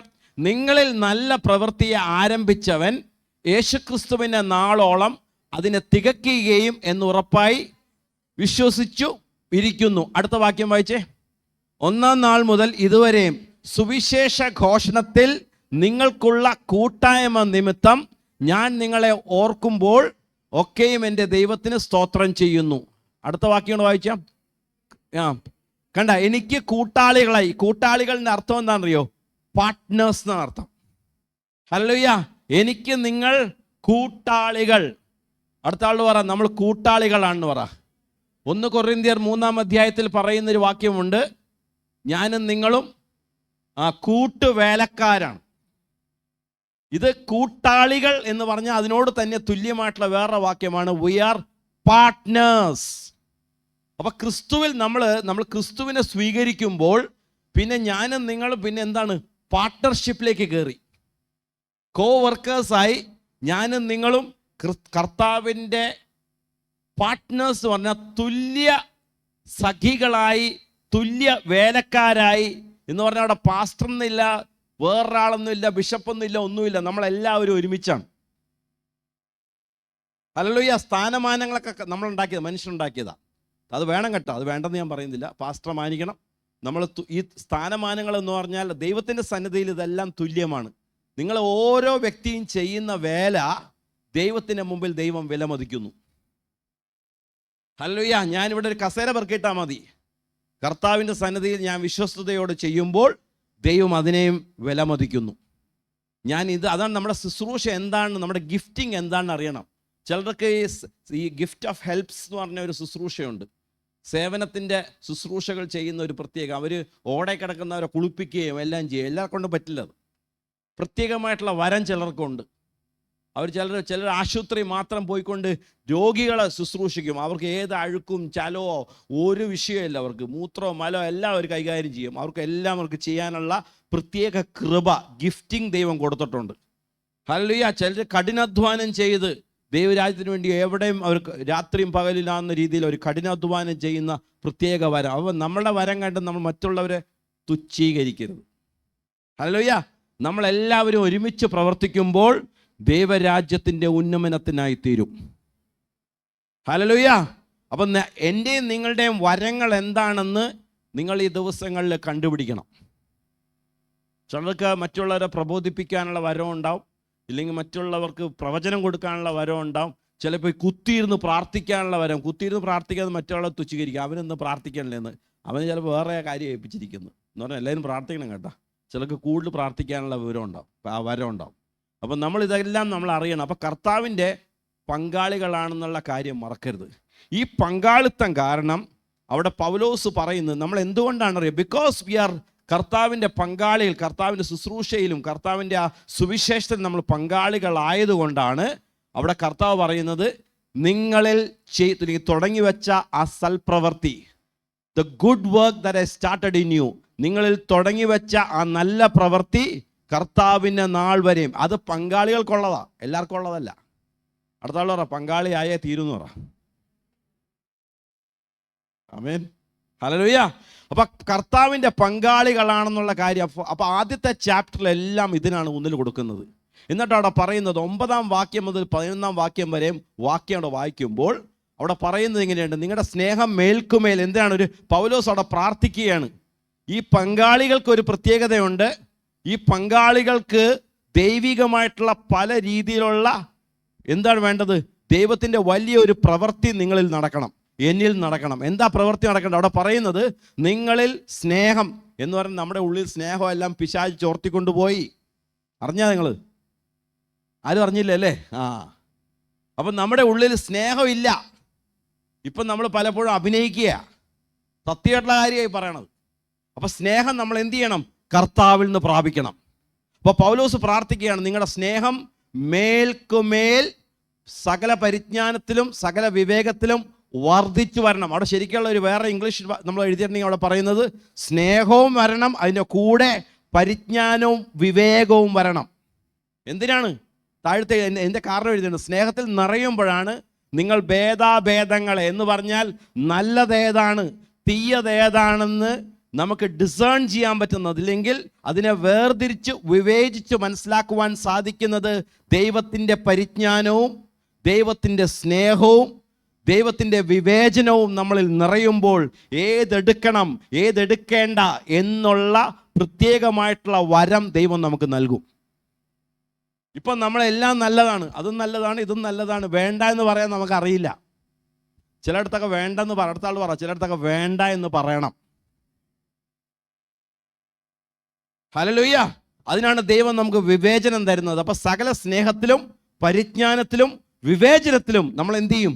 നമ്മൾ മുന്തിയ ആ ചിന്തയിലായി തീരുമ്പോൾ, കർത്താവിൻ്റെ സാന്നിധ്യം നമ്മൾ വരുമ്പോൾ ഭേദാഭേദങ്ങളെ തിരിച്ചറിഞ്ഞുകൊണ്ട് ഏതെടുക്കണം ഏതെടുക്കണ്ട എന്ന് ഞാൻ നിങ്ങളും പഠിക്കുന്നു.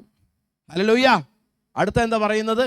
എന്നിട്ട് അത് മാത്രമല്ല, അങ്ങനെ വരുമ്പോൾ നിങ്ങൾ നിർമ്മല മനസ്സുള്ളവരായി തീരും. അവിടെ പറയുന്നത് നിങ്ങൾ നിർമ്മലന്മാരും ഇടർച്ചയില്ലാത്തവരും. അടുത്ത വാക്യം, ദൈവത്തിൻ്റെ മഹത്വത്തിന് പുകഴ്ചയ്ക്കുമായിട്ട് യേശുക്രിസ്തുവിനാൽ നീതിഫലം, അടുത്ത ആൾ പറ, നീതിഫലം നിറഞ്ഞവരായിരിക്കണം. എന്താ ഈ നീതിഫലം എന്ന് പറഞ്ഞാൽ? നീതിഫലം എന്ന് പറഞ്ഞാൽ ദൈവം നമ്മളെ സൃഷ്ടിച്ചിരിക്കുന്നത് ഫലം കായ്ക്കുവാനാ. ഫലം കായ്ക്കാത്ത കൊമ്പൊക്കെ എന്ത് ചെയ്യും? ചെത്തിക്കളയും. അപ്പം ഞാനും നിങ്ങളും ഫലം കായ്ക്കുന്നത്, നമ്മൾ ചോദിക്കണം നമ്മളൊക്കെ ഫലം കായ്ക്കുന്നതെന്നാണ്. ചിലപ്പോൾ ഫലം കായ്ക്കുന്ന വേറെ വല്ലതൊക്കെ ആയിരിക്കും. കർത്താവ് പറയും നല്ല ഫലമാണോ എന്ന്. അപ്പോൾ കർത്താവിൻ്റെ സന്നദ്ധിയിൽ കർത്താവിന് ഇഷ്ടമുള്ള ഫലം നമ്മൾ നീതിഫലം എന്ന് പറയും. നീതിഫലം നമ്മൾ കായ്ക്കേണ്ടതിന് ഭേദാഭേദങ്ങളെ തിരിച്ചറിഞ്ഞ് നമ്മൾ കർത്താവിൻ്റെ ഫലം കായ്ക്കുന്നവരായി തീരും. നീതിയുടെ ഫലം കായ്ക്കുന്നവരായി. ഇതാണ് പൗലോസ് പ്രാർത്ഥിക്കുന്നത്. അടുത്ത ആൾ പറ, മറക്കരുത് പങ്കാളികളാണ്. ആദ്യത്തെ പോയിന്റ് മറക്കരുത്. ഞാൻ ചോദിക്കും കേട്ടോ ഇടയ്ക്ക്. ആദ്യത്തെ പോയിന്റ് എന്താ ഞാൻ പറഞ്ഞത്? പങ്കാളികൾ. പറഞ്ഞ പങ്കാളികളാണെന്ന് പറ. ഹല്ലേലൂയ. പങ്കാളികൾ. ആമേൻ. അപ്പോൾ നമ്മൾ പങ്കാളികളാണെങ്കിൽ നമ്മൾ ഇതേപോലെ നമ്മൾ എന്ത് ചെയ്യും? ഫലം കായ്ക്കുന്നവരായി തീരണം. അതുകൊണ്ടാണ് പൗലോസ് പറയുന്നത്, ഞാൻ മരിക്കുകയാണെങ്കിലും ജീവിക്കുകയാണെങ്കിലും എനിക്ക് ഒന്നേ ആഗ്രഹമുള്ളൂ, ക്രിസ്തു എന്നിൽ മഹത്വീകരിക്കണം. എൻ്റെ ശരീരത്തിൽ അവൻ ഉയർന്നു നിൽക്കണം. ഞാൻ മരിച്ചാലും കൊള്ളാം ജീവിച്ചാലും കൊള്ളാം, എനിക്ക് ഒരു പേടിയില്ല.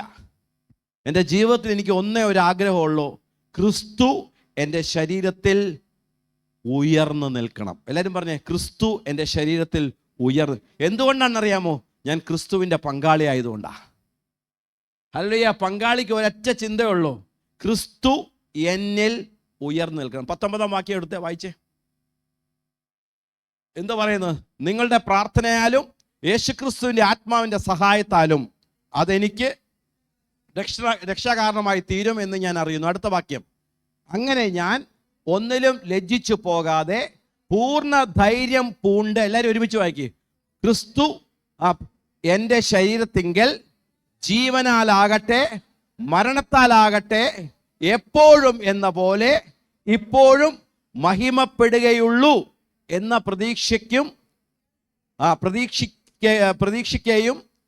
പ്രത്യാശിക്കുകയും ചെയ്യുന്നു. അപ്പോൾ നമ്മുടെ ജീവിതത്തിൽ ക്രിസ്തു മരിച്ചാലും കൊള്ളാം ജീവിച്ചാലും കൊള്ളാം, നമ്മുടെ ക്രിസ്തു എപ്പോഴും നമ്മളിൽ ഉയർന്നു നിൽക്കണം. Christ B magnified because I live for Christ. ഞാൻ ക്രിസ്തുവിന് വേണ്ടിയാണ് ജീവിക്കുന്നത്.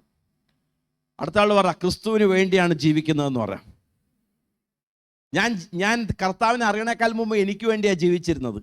എന്നാൽ ക്രിസ്തുവിനെ അറിഞ്ഞു കഴിഞ്ഞപ്പോൾ എനിക്ക് ക്രിസ്തുവിന് വേണ്ടി ജീവിക്കണം. അവൻ എൻ്റെ ജീവിതത്തിൽ ഉയർന്നു നിൽക്കണം. ഞാൻ എന്തു ചെയ്താലും, ഞാൻ സംസാരിക്കുമ്പോൾ പറയുമ്പോൾ ചിന്തിക്കുമ്പോഴൊക്കെയും എൻ്റെ ചിന്തകളിൽ ക്രിസ്തു നിറഞ്ഞു നിൽക്കണം. ഇന്നത്തെ ലോകം നമ്മളെ ഡിസ്ട്രാക്ട് ചെയ്യാനുള്ള ലോകമാണ്. ഇന്ന് സോഷ്യൽ മീഡിയയുടെ ലോകമാണെന്ന് അറിയാമോ? നമ്മുടെ ചിന്തകളെ കവർന്നെടുക്കുവാൻ ലോകം പല രീതിയിലുള്ള സോഷ്യൽ മീഡിയ പ്ലാറ്റ്ഫോംസ് കൊണ്ടുവന്നിട്ടുണ്ട്. സൂക്ഷിക്കുക. ചെറുപ്പക്കാരും മാത്രമല്ല, വലിയ ആൾക്കാരും സൂക്ഷിക്കണം. ഇന്ന് ആൾക്കാർ ജീവിക്കുന്നത് ക്രിസ്തുവിലാണോ സോഷ്യൽ മീഡിയയിലാണെന്ന് അവരോട് ചോദിച്ചറിയാം. നമ്മൾ അറിയാതെ എന്ത് ചെയ്യുന്നു പറയും, പിശാച് നമ്മൾക്ക് ഇതുപോലെ നമ്മുടെ മനസ്സിനെ ഡൈവേർട്ട് ചെയ്യാൻ വേണ്ടി ഇതുപോലത്തെ പല പല പ്ലാറ്റ്ഫോംസ് ഉണ്ടാക്കി. ഇന്ന് ജനങ്ങൾ ഇന്ന് നശിച്ചു പോകുന്നത് ഇന്ന് വേറെ പല പല വൃത്തികേടിലൊന്നുമല്ല. ഇന്ന് നമ്മുടെ മൈൻഡ് ഡിസ്ട്രാക്ട് ചെയ്ത് ക്രിസ്തുവിൽ നിന്ന് മാറത്തക്ക വിധം ഇന്ന് പല രീതിയിലും ഇന്ന് ലോകം നമ്മളെ മാടി വിളിച്ചുകൊണ്ടിരിക്കുകയാണ്. അപ്പം നമ്മുടെ മനസ്സ് പലപ്പോഴും എന്തു പറ്റുമെന്നറിയാമോ, നമ്മൾ അതിലേക്ക് ആയിപ്പോവും. ക്രിസ്തുവിലാകുന്നതിന് പകരം നമ്മുടെ പങ്കാളികളാകുന്നതിന് പകരം നമ്മൾ സോഷ്യൽ മീഡിയ പങ്കാളികളായി തീരും. ഉണ്ട്. അപ്പം നമ്മൾ പങ്കാളികളാവുമെന്ന് ചോദിച്ചാൽ നമ്മൾ പങ്കാളികളാണ്, പക്ഷെ വേറെ വല്ലത്തിലേക്കും പങ്കാളികൾ. അപ്പോൾ ക്രിസ്തുവിലേക്ക് നമ്മൾ തിരിച്ചു വരാൻ കർത്താവ് വിളിക്കുകയാണ്. അപ്പോൾ ഒന്നാമത്തെ അധ്യായം മുഴുവൻ ഇതാണ്. 27 വാക്യം വായിച്ചിട്ട് ഞാൻ ഒന്നാമത്തെ അധ്യായത്തിൻ്റെ അടുത്ത ചാപ്റ്ററിലേക്ക് വരാൻ പോവാം. അപ്പോൾ ഒന്നാമത്തെ വാക്യം 27. ഞാൻ നിങ്ങളെ വന്ന് കണ്ടിട്ടോ ദൂരത്ത് നിങ്ങളുടെ അവസ്ഥ കേട്ടിട്ടോ നിങ്ങൾ ഏക ആത്മാവിൽ, എല്ലാവരും ശ്രദ്ധിക്കുക, ഏക ആത്മാവിൽ. എന്തിനാണെന്നറിയാവോ? നമ്മൾ ഒന്നായി തീരാനാ. ഹല്ലേലൂയ. നമ്മളെല്ലാവരും ഒന്നായി തീരുവാൻ ഏക ആത്മാവിൽ, പിന്നെ എന്താണ് പറയുന്നത്, നിലനിന്ന് എതിരാളികളാൽ ഒന്നിലും കുലുങ്ങിപ്പോകാതെ ധൈര്യത്തിൽ നിൽക്കാൻ പോവാ.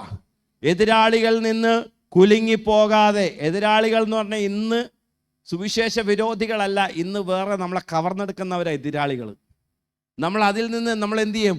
ഏക മനസ്സോടെ കുലുങ്ങാതെ, ഒരു കാര്യവും നമ്മളെ കുലുക്കാതെ. മൂന്നാമത്തെ കാര്യം പറയുന്നത്, വിശ്വാസത്തിന്, സുവിശേഷത്തിൻ്റെ വിശ്വാസത്തിനായി പോരാട്ടം കഴിക്കുന്നവരും എന്ന് ഗ്രഹിക്കേണ്ടതിന് ക്രിസ്തുവിൻ്റെ സുവിശേഷത്തിന് യോഗ്യമാവണ്ണം മാത്രം നടപ്പിൻ.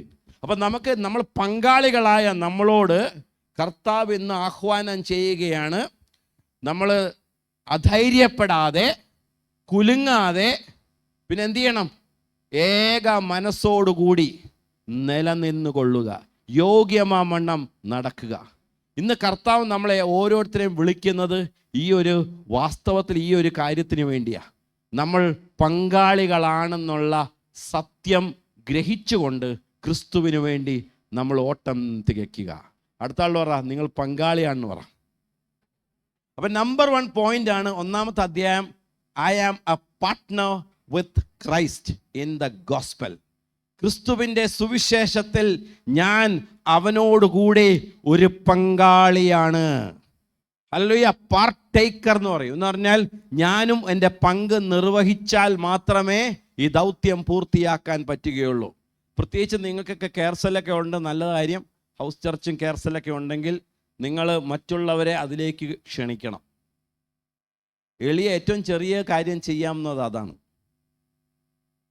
അതെൻ്റെ പണിയല്ല, അത് പാസ്റ്റർ ചെയ്തോളൂ എന്ന് പറഞ്ഞാൽ നിങ്ങളാണ് ആ ദൗത്യം ഏൽപ്പിച്ചിരിക്കുന്നത്. You are the partner of Christ. Hallelujah. ചെയ്യാൻ പറ്റുമോ? അല്ലെങ്കിൽ ഞാൻ എൻ്റെ പണിയല്ല, ആരെങ്കിലും പോയി. കർത്താവിൻ്റെ സുവിശേഷത്തിൻ്റെ പങ്കാളികളാണെങ്കിൽ ഞാനും നിങ്ങൾക്കൊരു ദൗത്യമുണ്ട്. അനേകം പേരോട് അവരെ വലിച്ചുകൊണ്ടുവരാൻ വേണ്ടി നമുക്ക് ദൗത്യമില്ല, പറയാനുള്ള ദൗത്യമുണ്ട്. ആമേൻ. നമ്മൾ കൺവേർട്ട് ചെയ്യുന്നവരല്ല, പക്ഷെ നമ്മൾ സംസാരിച്ച് ആൾക്കാരോട് കർത്താവിൻ്റെ പദ്ധതിയെക്കുറിച്ച്, സുവിശേഷ പദ്ധതിയെക്കുറിച്ച് പറഞ്ഞ് മനസ്സിലാക്കുന്നവരാണ്. ഹല്ലേലൂയ. അപ്പോൾ ഒന്നാമത്തെ ചാപ്റ്റർ അതോട് കഴിഞ്ഞ്. എല്ലാ പോയിന്റും മനസ്സിലായില്ല, അതെല്ലാം പഠിച്ചോ, വീട്ടിൽ പോയിട്ട് പഠിച്ചോളണം. എന്തൊക്കെയാണ് പറഞ്ഞത്, ഏതൊക്കെയാ വാക്കുകൾ പറഞ്ഞെന്ന് ഓർമ്മയുണ്ടോ? 1:4. പിന്നെ അത് പറഞ്ഞ് 4:1-7 വരെ, പിന്നെ 9-11 വരെ പ്രാർത്ഥന. 19-20 നമ്മൾ വായിച്ചു, പിന്നെ 27 വായിച്ചു. ഹല്ലേലൂയ. വീട്ടിൽ പോയിട്ട് നല്ല ക്ലിയർ ആയിട്ട് പോവുക. കർത്താവ് നമ്മളിൽ ഉയർന്നു നിൽക്കുക, ഇമ്പോർട്ടൻ്റ് ആയിട്ടുള്ള കാര്യം. Because I am a partner with Christ. ക്രിസ്തുവോട് ഞാൻ ഒരു പങ്കാളിയാണ്. എല്ലാവരും പറ, പങ്കാളി. അപ്പോൾ രണ്ടാമത്തെ ചാപ്റ്റർ വായിക്കാൻ പോയിനി. രണ്ടാമത്തെ ചാപ്റ്ററിൽ പറയുന്നൊരു കാര്യമുണ്ട്, നമ്മുടെ മനോഭാവത്തെക്കുറിച്ചാണ്.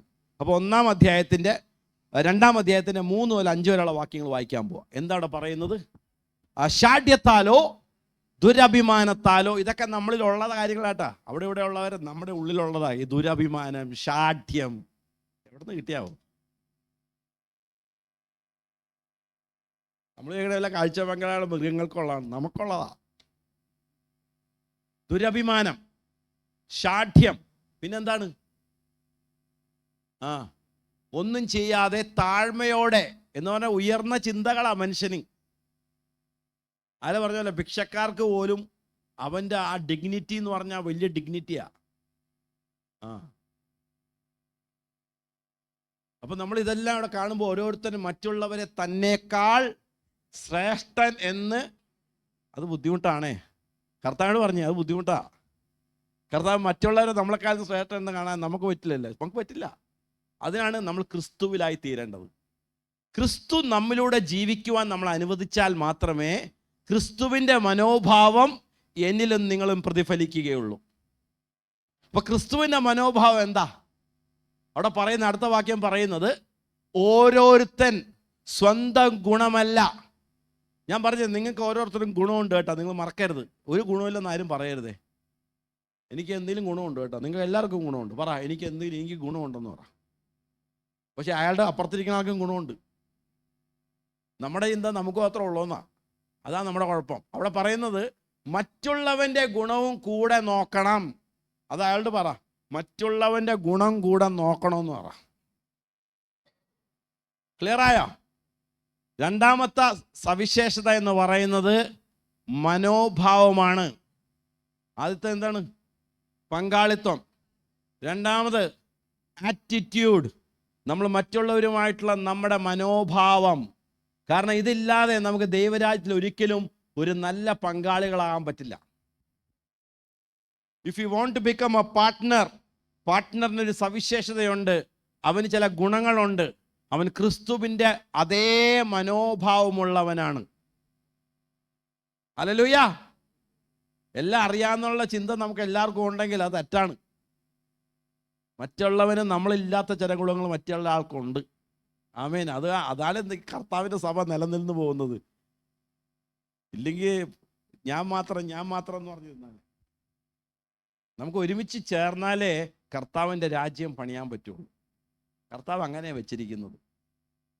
ഏറ്റവും എളിയവനും അവൻ്റെതായിട്ടുള്ള ഗുണമുണ്ട്, ഏറ്റവും ഉയർന്നവനും അവൻ്റെതായിട്ടുള്ള ഗുണമുണ്ട്. നമ്മൾ ഒരുമിച്ച് ചേർന്ന് വരുമ്പോഴാണ് we become complete in Christ. അതാണ് ദൈവത്തിൻ്റെ പദ്ധതി. അങ്ങനെയാണ്. ഹല്ലേലൂയ. ആണുങ്ങൾക്കും പെണ്ണുങ്ങൾക്കും പല ഗിഫ്റ്റിംഗ് ദൈവം കൊടുത്തത് കൊണ്ടാണ്. സ്ത്രീകൾക്ക് കേൾക്കാനുള്ള ഒരു പ്രത്യേക കാത് ദൈവം കൊടുത്തിട്ടുണ്ട്. അത് ദുർവിനിയോഗപ്പെടുത്തും. പുരുഷന്മാർക്ക് കാണാനുള്ള പ്രത്യേക ഒരു കണ്ണ് കൊടുത്തിട്ടുണ്ട്, അതും ദുർവിനിയോഗപ്പെടുത്തും. വേണ്ടാത്തതെല്ലാം കാണും. ശരിയാ, സത്യമല്ലേ പറഞ്ഞു? കേൾക്കേണ്ടത് എവിടെന്നാ?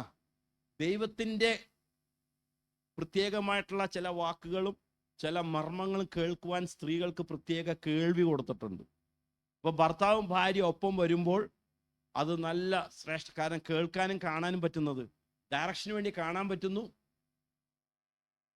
ഈ മുന്നോട്ടുള്ള ചില മർമ്മങ്ങൾ കേൾക്കണമെങ്കിൽ സ്ത്രീയെയും വെച്ചിട്ടുണ്ട്. അപ്പോൾ ഒരുമിച്ച് ചേരുമ്പോഴാണ് കുടുംബമാവുള്ളൂ, അല്ലെങ്കിൽ കുടുംബമാവില്ല.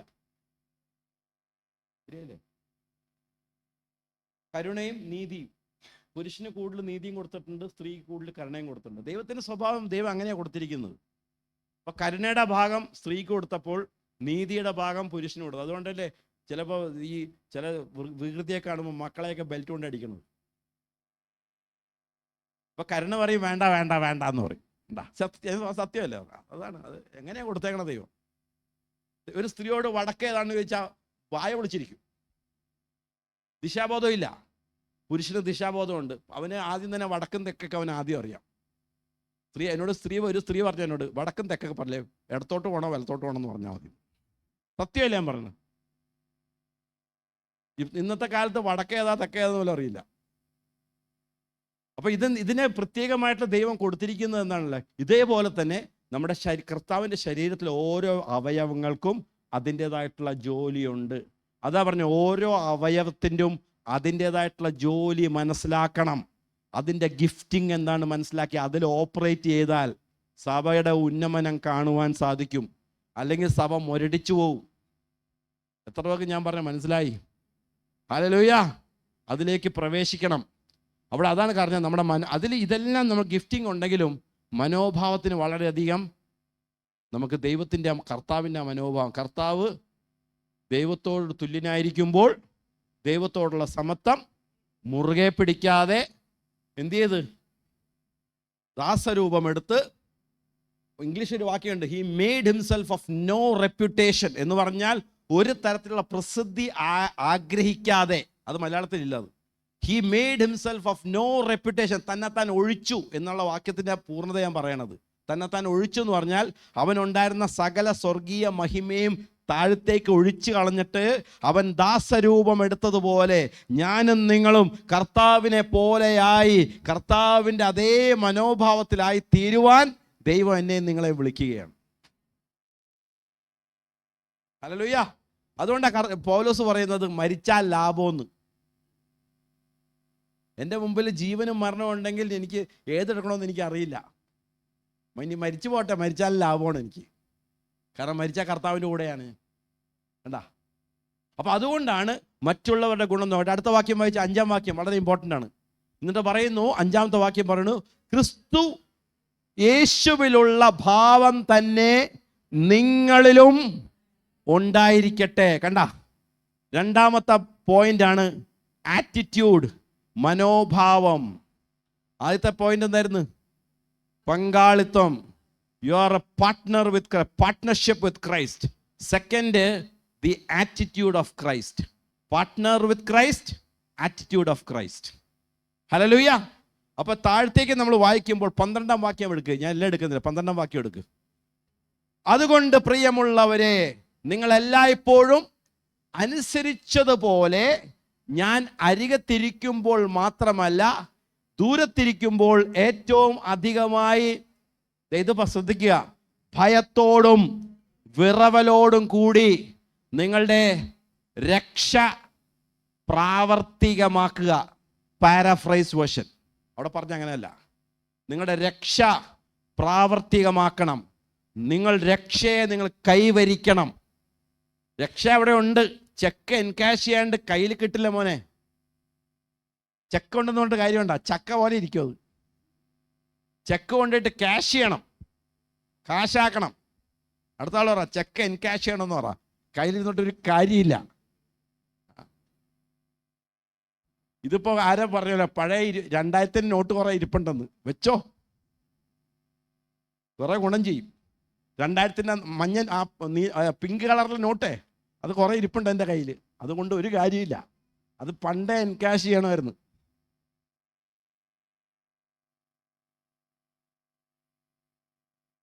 ആമേൻ. ചെക്ക് എന്ത് ചെയ്യണം?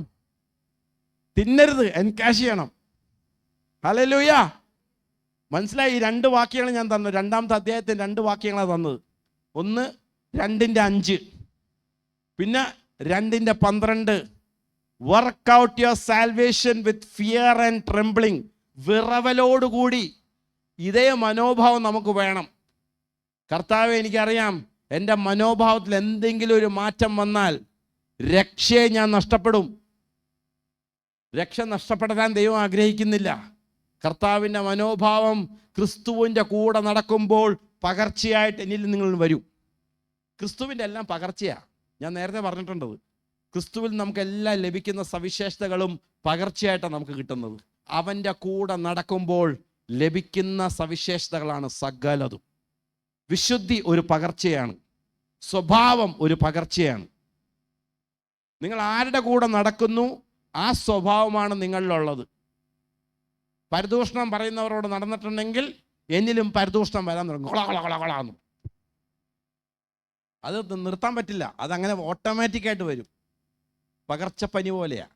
കോവിഡ് എന്ന് പണ്ട് കോവിഡ് ഉണ്ടായിരുന്നില്ല, അത് തന്നെ പറഞ്ഞാൽ മതി. അവന് കോവിഡാണെന്ന് പറഞ്ഞാൽ മതി. കളാന്ന് സംസാരിക്കും. അപ്പം വേണ്ടാത്തതെല്ലാം സംസാരിക്കും. കുറ്റം മാത്രമേ വായിന്ന് വരുള്ളൂ. അവന് ഏറ്റവും പെർഫെക്റ്റ്, ബാക്കി എല്ലാവർക്കും കുറ്റമായിരിക്കും. അപ്പോൾ പകർച്ച കർത്താവിൽ നിന്നാണെങ്കിലാ വിശുദ്ധിയുടെ പകർച്ച, മനോഭാവത്തിൻ്റെ പകർച്ച. കണ്ടാ? അപ്പോൾ 2-ാമത്തെ പോയിന്റ് എന്ന് പറയുന്നത് മനോഭാവം. 2-ാമത്തെ അധ്യായം കഴിഞ്ഞു. 2 വാക്കുകളെ ഞാൻ തന്നത്. 2:5, 2:12. വീട്ടിൽ പോയിട്ട് വായിക്കുക. ഹല്ലേലൂയ. ഈ ഫിലിപ്പിയർ ഉണ്ടല്ലോ, പഠിച്ചു കഴിഞ്ഞാൽ നിങ്ങൾ നല്ലൊരു വിശ്വാസത്തിൻ്റെ നിങ്ങൾ പരിപൂർണത എത്തും. എഫീസർ പഠിച്ച ക്രിസ്തുവിൽ ആരാണ് നിങ്ങൾ തികഞ്ഞും മനസ്സിലാക്കുന്നത് പോലെ ഫിലിപ്പിയരുടെ ലേഖനം വായിച്ചു കഴിഞ്ഞാൽ നിങ്ങൾ വിശ്വാസത്തിൽ നിങ്ങൾ എപ്പോഴും മുന്നോട്ട് പ്രയാണം ചെയ്യുന്നവരായിരിക്കും. അതാണ് മൂന്നാമത്തെ അധ്യായത്തിലേക്ക് നമ്മൾ കടക്കാൻ പോണത്. മൂന്നാമത്തെ അധ്യായത്തിലേക്ക് കടക്കാൻ പോവാം. മൂന്നാമത്തെ അധ്യായം എന്ന് പറയുന്നത് പിതാവിലേക്കുള്ള നിങ്ങളുടെ യാത്രയാണ്. Your journey to your destiny. നിങ്ങളുടെ ലാക്കിലേക്കുള്ള നിങ്ങളുടെ പ്രയാണം, ലാക്കിലേക്കുള്ള യാത്രയാണ് മൂന്നാമത്തെ അധ്യായം. മൂന്നാമത്തെ അധ്യായം നമ്മൾ എടുക്കുമ്പോൾ ആദ്യം നമ്മൾ വായിക്കാൻ പോകുന്ന 9 തൊട്ട് 11 വാക്യങ്ങളാണ്. ഞാൻ ക്രിസ്തുവിനെ നേടേണ്ടതിനും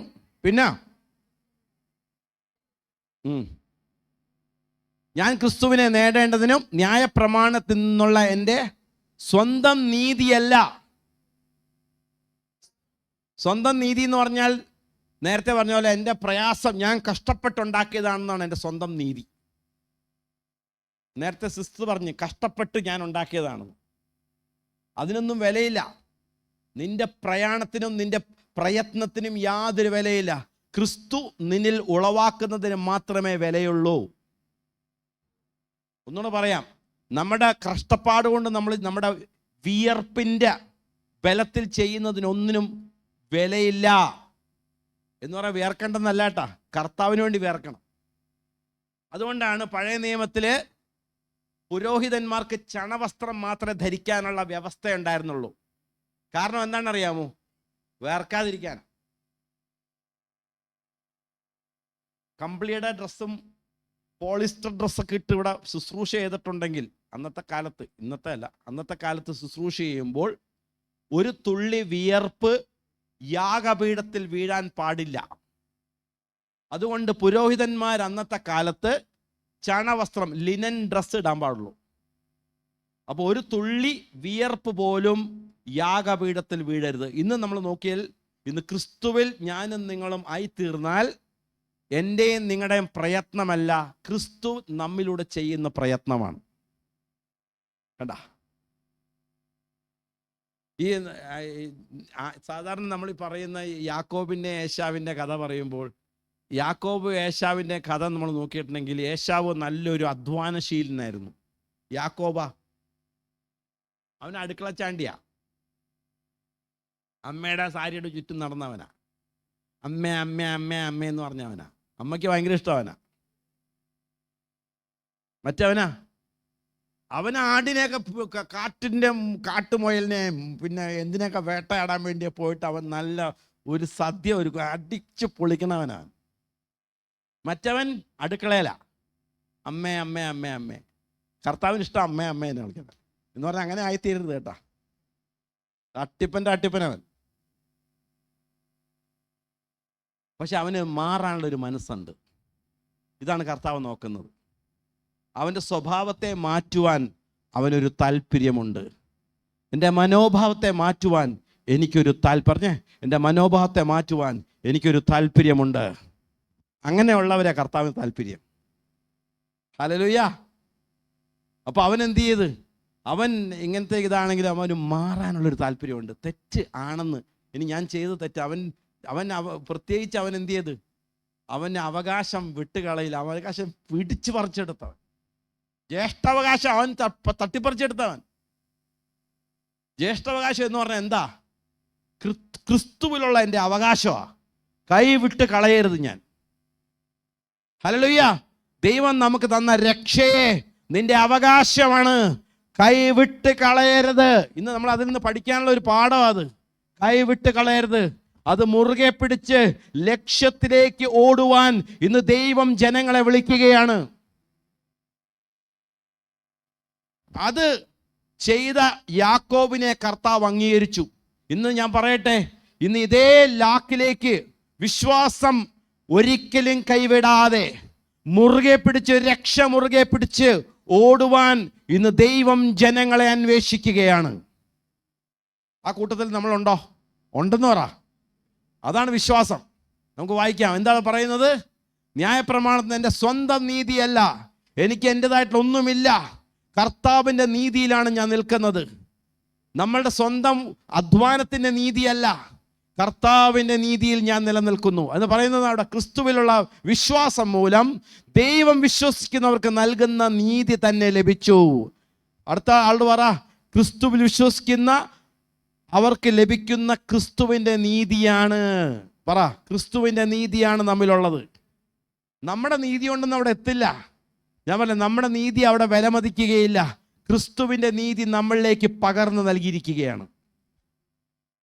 അടുത്ത വാക്യം, അവനിൽ ഇരിക്കേണ്ടതിനും അവൻ്റെ മരണത്തോട് അനുരൂപപ്പെട്ടിട്ട് അവനെയും അവൻ്റെ പുനരുത്ഥാനത്തിൻ്റെ ശക്തിയെയും അവൻ്റെ കഷ്ടാനും എന്ന് അത് പെട്ടെന്നായി. ഇപ്പം അത് ശരിക്കും അങ്ങനെയല്ല.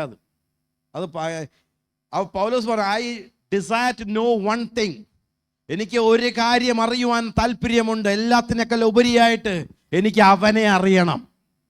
അത് മലയാളത്തിൽ എഴുതിയപ്പോൾ കുറേ വാക്യമായപ്പോൾ അത് വിട്ടുപോയി. അവനെ എനിക്ക് അറിയണം. പോരാ, എനിക്ക് അവൻ്റെ പുനരുത്ഥാന ശക്തിയെയും അറിയണം. എൻ്റെ ജീവിതത്തിൽ എനിക്കൊരു ലക്ഷ്യമുണ്ട്. എന്താ ലക്ഷ്യം? എനിക്ക് അവനെ ഇനി അറിയണം. I want to know him intimately. എനിക്ക് ആഴത്തിൽ അവനുമായിട്ടൊരു ബന്ധം വേണം. എല്ലാവരും പറഞ്ഞേ, ആഴത്തിലൊരു ബന്ധം. കല്ലേം കണ്ണടച്ചേ ഒന്ന് കർത്താവിനോടൊന്ന് ആഴത്തിലൊരു ബന്ധം ചോദിച്ച് എല്ലാവരും ഒന്ന് പ്രാർത്ഥിച്ചേ ഒന്ന്. കർത്താവ്, എനിക്ക് എൻ്റെ ദൈവവുമായിട്ട്, എൻ്റെ കർത്താവുമായിട്ട്, എൻ്റെ യേശുവുമായിട്ട് ആഴത്തിലൊരു ബന്ധം എനിക്ക് അതിലേർപ്പെടണം. Intimate relationship with my lord Jesus. And I want to know one more thing, the resurrection power that works within me. Hallelujah. യേശുവിൻ്റെ നാമത്തിൽ ആമേൻ. ഹല്ലേലൂയ. എഫീസ്യർ അതിൻ്റെ 1-ാം അധ്യായത്തിൻ്റെ 21-ാം വാക്യം 20-ാം വാക്യം 19-ലുള്ള വാക്യത്തിൽ പറയുന്നത് എങ്ങനെയാണ്? എന്താ പറയുന്നത്? വിശ്വസിക്കുന്ന നമുക്ക് വേണ്ടി വ്യാപരിക്കുന്ന അവൻ്റെ ശക്തിയുടെ അളവറ്റ വലിപ്പം ഇന്നതെന്നും ഇത് ഗ്രഹിക്കുവാൻ ദൈവം നമ്മളെ വിളിക്കുക. എന്നിലും നിങ്ങളിലും ക്രിസ്തുവിനെ ഉയർപ്പിച്ച അതേ ശക്തി നമ്മിൽ വ്യാപരിക്കുന്നുണ്ട്. ഈ പിശാചൊക്കെ നമ്മളെ കാണുമ്പോൾ ഓടുന്നത് എങ്ങനെയാ? ഇളിക്കൂല. പിശാച് നമ്മളെ കണ്ട ഇളിച്ചിരിക്കുക. ഇറങ്ങി പോവെന്ന് പറഞ്ഞാൽ പോവും. ഹല്ലേലൂയ. എങ്ങനെയാ? ക്രിസ്തുവിനെ ഉയർപ്പിച്ച ശക്തി എന്നിലുണ്ട്. അടുത്ത ആള് പറഞ്ഞേ, ക്രിസ്തുവിനെ ഉയർപ്പിച്ച ശക്തി എൻ്റെ ഉള്ളിലുണ്ട്. ഞാൻ ചെറിയ സംഭവം അല്ല കേട്ടാ, ഞാൻ വലിയ സംഭവം. പറഞ്ഞ അടുത്ത ആളോട്, സംഭവം ഞാൻ വേറെ ആളാന്ന് പറ. ഇങ്ങനെ വിശാലിന്റെ മുമ്പിൽ എപ്പോഴും ഇങ്ങനെ നിൽക്കണം. ആൾക്കാരുടെ മുമ്പിൽ നിൽക്കട്ടെ. വിശാലിന്റെ മുമ്പിൽ ഇങ്ങനെ നിൽക്കണം. ആരാടാ, ഏതാടാ, പോന്ന് പറഞ്ഞാ പോവും. ഹല്ലേലൂയ. കഴിഞ്ഞ ദിവസം ഞങ്ങളുടെ അടുത്ത് ഒരു പെൺകുട്ടി വന്നു. അവളുടെ അപ്പനും അമ്മയും പിശാചിനെ ആരാധിക്കുന്നവരാ. അവളുടെ ഉള്ളിൽ കൂടാരോ. അവൾ പറഞ്ഞു, എൻ്റെ പാസ്റ്ററെ, എനിക്ക് ശബ്ദം കേട്ടുകൊണ്ടിരിക്കണേ, ഇങ്ങനെ എന്നെ പോയി ചാകുന്ന ശബ്ദം ഞാൻ കേട്ടുകൊണ്ടിരിക്കുകയാണ്. യേശുവിന് അത് മിണ്ടായിരിക്കാൻ പറഞ്ഞു. അവിടെ സ്റ്റോപ്പ് ഇറ്റ് ഐ സെഡ്. അവിടെ നിന്ന് ഒറ്റ വാക്കുള്ളൂ, നിർത്തറാന്ന് പറഞ്ഞു, പണി നിർത്തറാന്ന് പറഞ്ഞു, ശബ്ദിച്ചു വരുന്നു പറഞ്ഞു. അതോടെ നിന്ന്. ഇപ്പൊ കേൾക്കണ്ട, ഇല്ല. ഇത് ആർക്കുള്ള ശക്തിയാ? പാസ്റ്ററിനുള്ളതാണോ? ജോസഫിനുള്ളതായിരിക്കും അല്ലേ? അല്ല, എനിക്കും നിങ്ങളുടെ ഉള്ളിൽ വ്യാപരിക്കുന്ന ദൈവത്തിൻ്റെ എന്താണ്? അളവറ്റ ശക്തിയാണ്. ഇത് അറിയാൻ ദൈവം നമ്മളെ വിളിക്കുക. ഈ ആനയുടെ പോലെ, ആന ഞാൻ നേരത്തെ പറഞ്ഞിട്ടുണ്ട്, മതം ഇളകുമ്പോഴാണ് അവൻ്റെ ശക്തിയെക്കുറിച്ച് അറിയുന്നത്. അതുവരെ ആന ഇങ്ങനെ നിൽക്കും. തോട്ടി വെച്ച് ഒരുത്തം മുകളിലുണ്ട്. അയ്യോ ചേട്ടാ, ഒന്നും ചെയ്യല്ലേ. അതാണ് ചിലർക്ക് മതം ഇളകേണ്ട ആവശ്യമുണ്ടെന്ന് പറഞ്ഞതാണ്. അല്ല, ഒന്ന് കുത്തിക്ക് മതം ഇളകാൻ സമയമെന്ന് പറ. സത്യം അറിയാൻ മനസ്സിലായ സമയമായി. ഹല്ലേലൂയ. മൂന്നാമത്തെ കാര്യം എന്താണ്? ലാക്കിലേക്ക് ഓടാൻ പോവാ. ആമേൻ, ആമേൻ. വായിക്ക് അടുത്തത് 19, 20. അടുത്തെന്താ വായിച്ചാ മോനെ? വായിച്ചേ. അങ്ങനെ അവൻ ക്രിസ്തുവിൽ വ്യാപരിച്ച് അവനെ മരിച്ചവരുടെ നിന്ന്, പിന്നെ നമുക്ക് മനുഷ്യരെ ഉയർപ്പിക്കാനുള്ള ശക്തി നമ്മുടെ ഉള്ളിലുണ്ടെങ്കിൽ മരിച്ച്, ഇന്ന് പലരും പറയണത് നമ്മൾ ഈ രോഗികൾ ചാകുമ്പോഴല്ലാട്ടാ മരിക്കേണ്ടത്, അവർ ഉയർത്തേണ്ടത്. അവർ പാപാവസ്ഥയിൽ നിന്ന് ഉയർപ്പിക്കാനുള്ള ശക്തി ദൈവം നമുക്ക് നൽകിയിരിക്കുകയാണ്. ചിലപ്പോൾ പ്രാർത്ഥിച്ചാൽ രോഗികളും ഉയർത്തു വരും, അത് പോട്ടെ. അതിനേക്കാളും വലുത് ഇതാണ്: പാപത്തിലും അകൃത്യത്തിലും മരിച്ചവരായ നിങ്ങളെ ക്രിസ്തുയേശുവിൽ ഉയർപ്പിക്കുവാൻ എൻ്റെ നിങ്ങളുടെ ഉള്ളിൽ വ്യാപരിക്കുന്ന അളവറ്റ ശക്തി മനസ്സിലാക്കണം. തിരിച്ച് എഫീസ്യരിലേക്ക് പോവാം, ഫിലിപ്പിയരിലേക്ക് പോവാം. അപ്പോൾ ആദ്യത്തെ പോയിന്റ് നമ്മൾ പറഞ്ഞത് പങ്കാളിത്തമാണ്. സെക്കൻഡ് ചാപ്റ്റർ പറഞ്ഞത് മനോഭാവമാണ്, ക്രിസ്തുവിൻ്റെ മനോഭാവം. മൂന്നാമത്തത് ലാക്കിലേക്ക് എന്ന് പറഞ്ഞാൽ, ലാക്ക് എന്ന് പറഞ്ഞാൽ എന്താണെന്ന് പലർക്കും അറിയില്ല. വിശ്വാസികളോട് ചോദിച്ചാൽ പറയണം, എൻ്റെ പിതാവിൻ്റെ സന്നിധിയിലേക്കുള്ള യാത്രയാണ്. എവിടേക്കാണ് പോണത്? ധൃതി പിടിച്ച് വിശ്വാസികളുടെ ഓർഡറാണ്. പ്രാർത്ഥന മീറ്റിങ്ങിലല്ല പോണത്. പറയണം, പ്രാർത്ഥന മീറ്റിങ്ങിലല്ല ഞാൻ പോകുന്നത്, എൻ്റെ പിതാവിൻ്റെ സന്നിധിയിലേക്ക് ഒരു യാത്രയുണ്ട്. അടുത്ത ആൾ പറഞ്ഞേ, എൻ്റെ പിതാവിൻ്റെ സന്നിധിയിലേക്ക് എനിക്കൊരു യാത്രയുണ്ട്. ആ യാത്രയാണ്, ഞാൻ അതിലേർപ്പെട്ടിരിക്കുകയാണ്. ധൃതി പിടിച്ചൊന്നും ഓടണ്ട, അപ്പോൾ അതൊക്കെ പോയാൽ മതി. ഇന്ന് പ്രയർ മീറ്റിങ്ങിനാണ് എല്ലാവരും ഓടണം. പ്രയർ മീറ്റിങ്ങിന് പോയിക്കോട്ടെ, അതിന് തെറ്റൊന്നുമില്ല. പക്ഷെ നമ്മൾ പോണത് എവിടെയാണെന്ന് അറിയണം, പിതാവിൻ്റെ സന്നിധിയിലേക്കാണ്. ഹല്ലേലൂയ. അപ്പോൾ മൂന്നാമത്തെ അധ്യായം അതിൻ്റെ 14-ാം വാക്യം വായിച്ചോ. ഒന്ന് ഞാൻ ചെയ്യുന്നു, പിമ്പിലുള്ളത് മറന്ന്. അടുത്ത ആൾ പറ, പ്രയാസങ്ങളും ദുഃഖങ്ങളൊക്കെ ഇഷ്ടം പോലെ ഉണ്ടെന്ന് പറ. എല്ലാവരോടും പറഞ്ഞ അങ്ങോട്ടും ഇങ്ങോട്ടും ഒക്കെ ഉണ്ട്. പിമ്പിലുള്ളത് മറന്ന് എന്ത് ചെയ്യണം? മുമ്പിലുള്ളത് ആഞ്ഞുകൊണ്ട് ക്രിസ്തുയേശുവിൽ ദൈവത്തിൻ്റെ പരമവിളിയുടെ വിരുദ്ധനായി ലാക്കിലേക്ക് ഓടുന്നു. ലക്ഷ്യം അറിയുന്നവനാ, പർപ്പസ്ഫുൾ ലൈഫ് ഉള്ളവനാ ഒരു വിശ്വാസി. ഒരു വിശ്വാസി എന്ന് പറയുന്നത് ഉദ്ദേശ ലക്ഷ്യമുള്ളവനാ. സാധാരണക്കാരും വിശ്വാസം തമ്മിലുള്ള വ്യത്യാസം എന്താ അറിയാവോ? നീ എന്തിനാടാ ജീവിക്കണത്? നീ എന്തിനാ എവിടെ ചേർന്ന്? ഞാൻ ബികോം. എന്തിനാ ബികോമിന് ചേർന്ന്? എൻ്റെ കൂട്ടുകാരൻ ബികോമും ഞാനും ബികോമും. ഒരു രക്ഷയില്ല. നീ എവിടെ പോണു? വൈറ്റിലേക്ക് പോണു. കൂട്ടുകാരൻ വൈറ്റിലുണ്ട്, ഞാൻ പോണു. നീ എന്തായി തീരാൻ പോവാ? IT വേണം തോന്നണം. എല്ലാവർക്കും IT ആണ്, ഞാനും IT. വ്യത്യസ്തമായിട്ട് ചിന്തിക്കാൻ പഠിക്കും മക്കളെ. കർത്താവ് നിന്നെ വിളിച്ചിട്ടുണ്ട് വിളിയിൽ, അതിലേക്ക് കേറ്. ഹല്ലേലൂയ.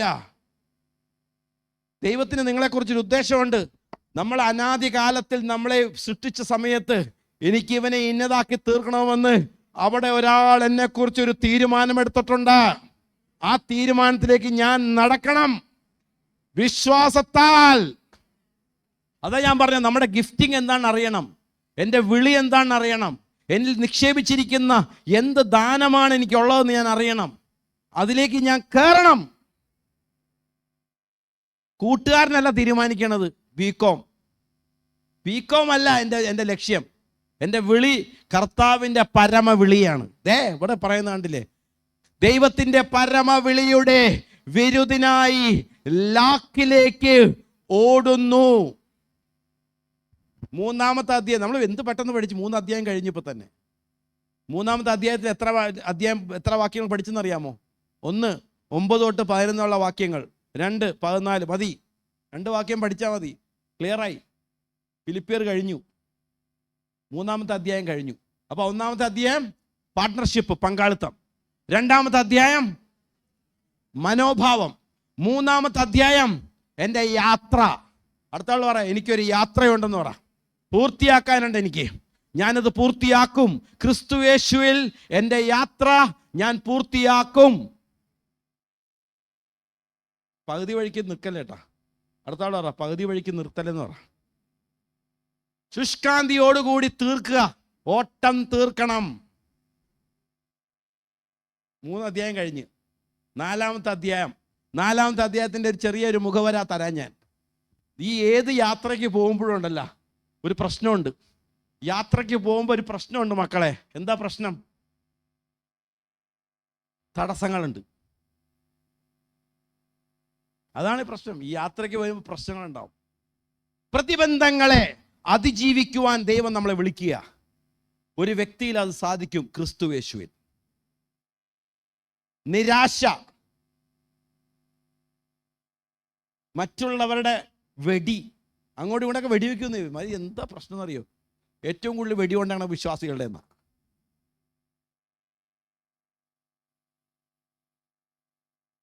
ഞങ്ങൾ ഈ ഇന്ത്യൻ ആർമിയിലെ പല പട്ടാളക്കാരോട് സംസാരിക്കുമ്പോഴേ അവർ പറയും, ഞങ്ങൾ അറിയാതെ ഇങ്ങനെ വെടിവെച്ച് കുറേ പേര് ചത്തുപോയിട്ടുണ്ട്. ഇത് കഷ്ടമെന്ന് നോക്കണം. അത് ഫ്രണ്ട്ലി ഫയർ എന്ന് പറയും. അത് ശത്രുക്കൾ മനഃപൂർവ്വം ചെയ്യുന്നതല്ല, അറിയാതെ പോകുന്ന വെടിയൊക്കെ. തോക്ക് വെച്ച് ഉന്നം വെച്ച് അറിയാതെ പൊട്ടിപ്പോയി, ടൊപ്പൊന്ന് പൊട്ടിയതേ. കഷ്ടമെന്ന് നോക്കണേ. ഫ്രണ്ട്ലി ഫയറിൽ ഇത്ര നമുക്കും കുറേ കൊണ്ടിട്ടുണ്ട്. അടുത്ത ആൾ പറ, വിശ്വാസികളുടെ നിന്ന് കുറേ ചിലപ്പോൾ കൊള്ളൂന്ന് പറ, പേടിക്കണ്ടെന്ന്. ഗവനിക്കണ്ട, നമ്മുടെ ശത്രു ആരാണ്?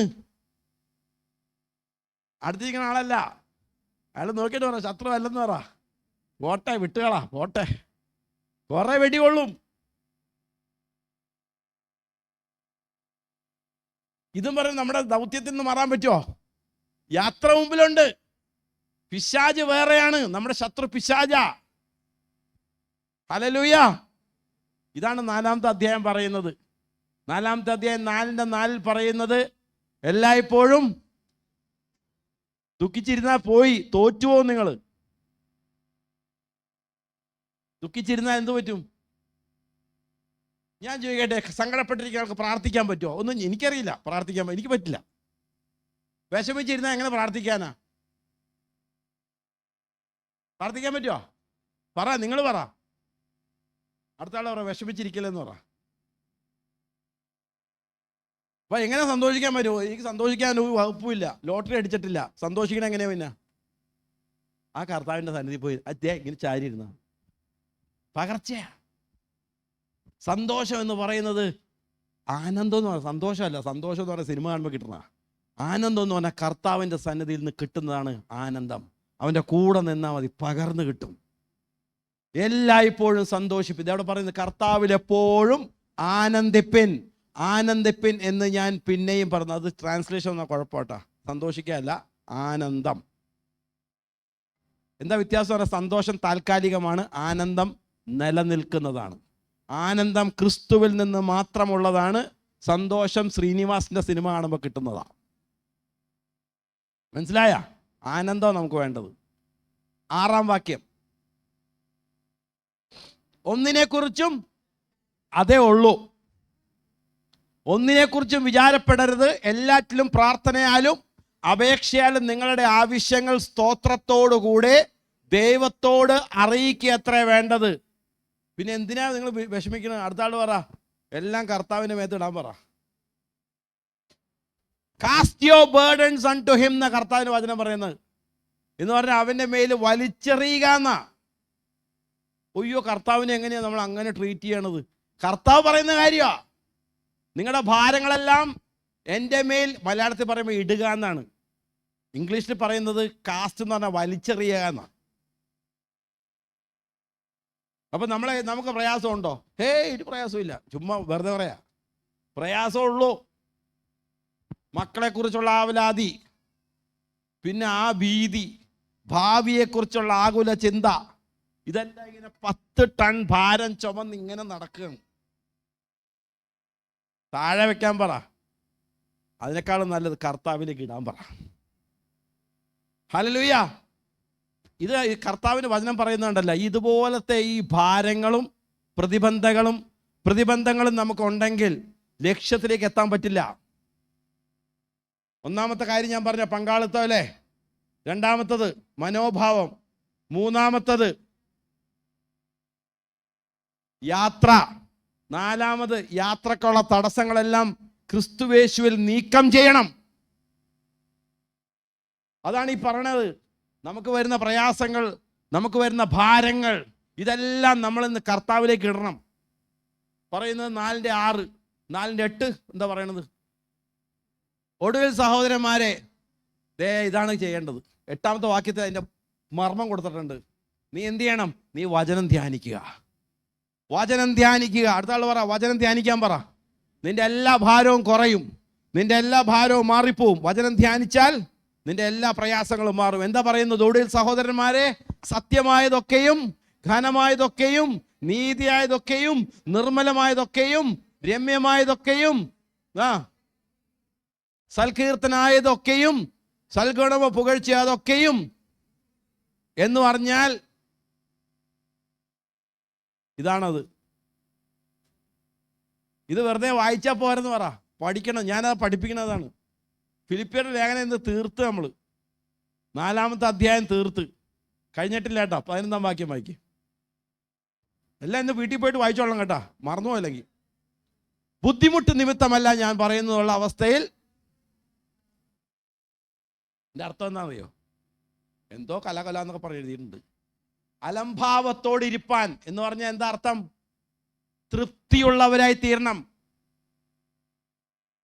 അടുത്തുള്ള മറ്റുള്ളവരെ നോക്കി ജീവിക്കേണ്ടെന്ന് പറ, തോറ്റു എന്ന് പറ.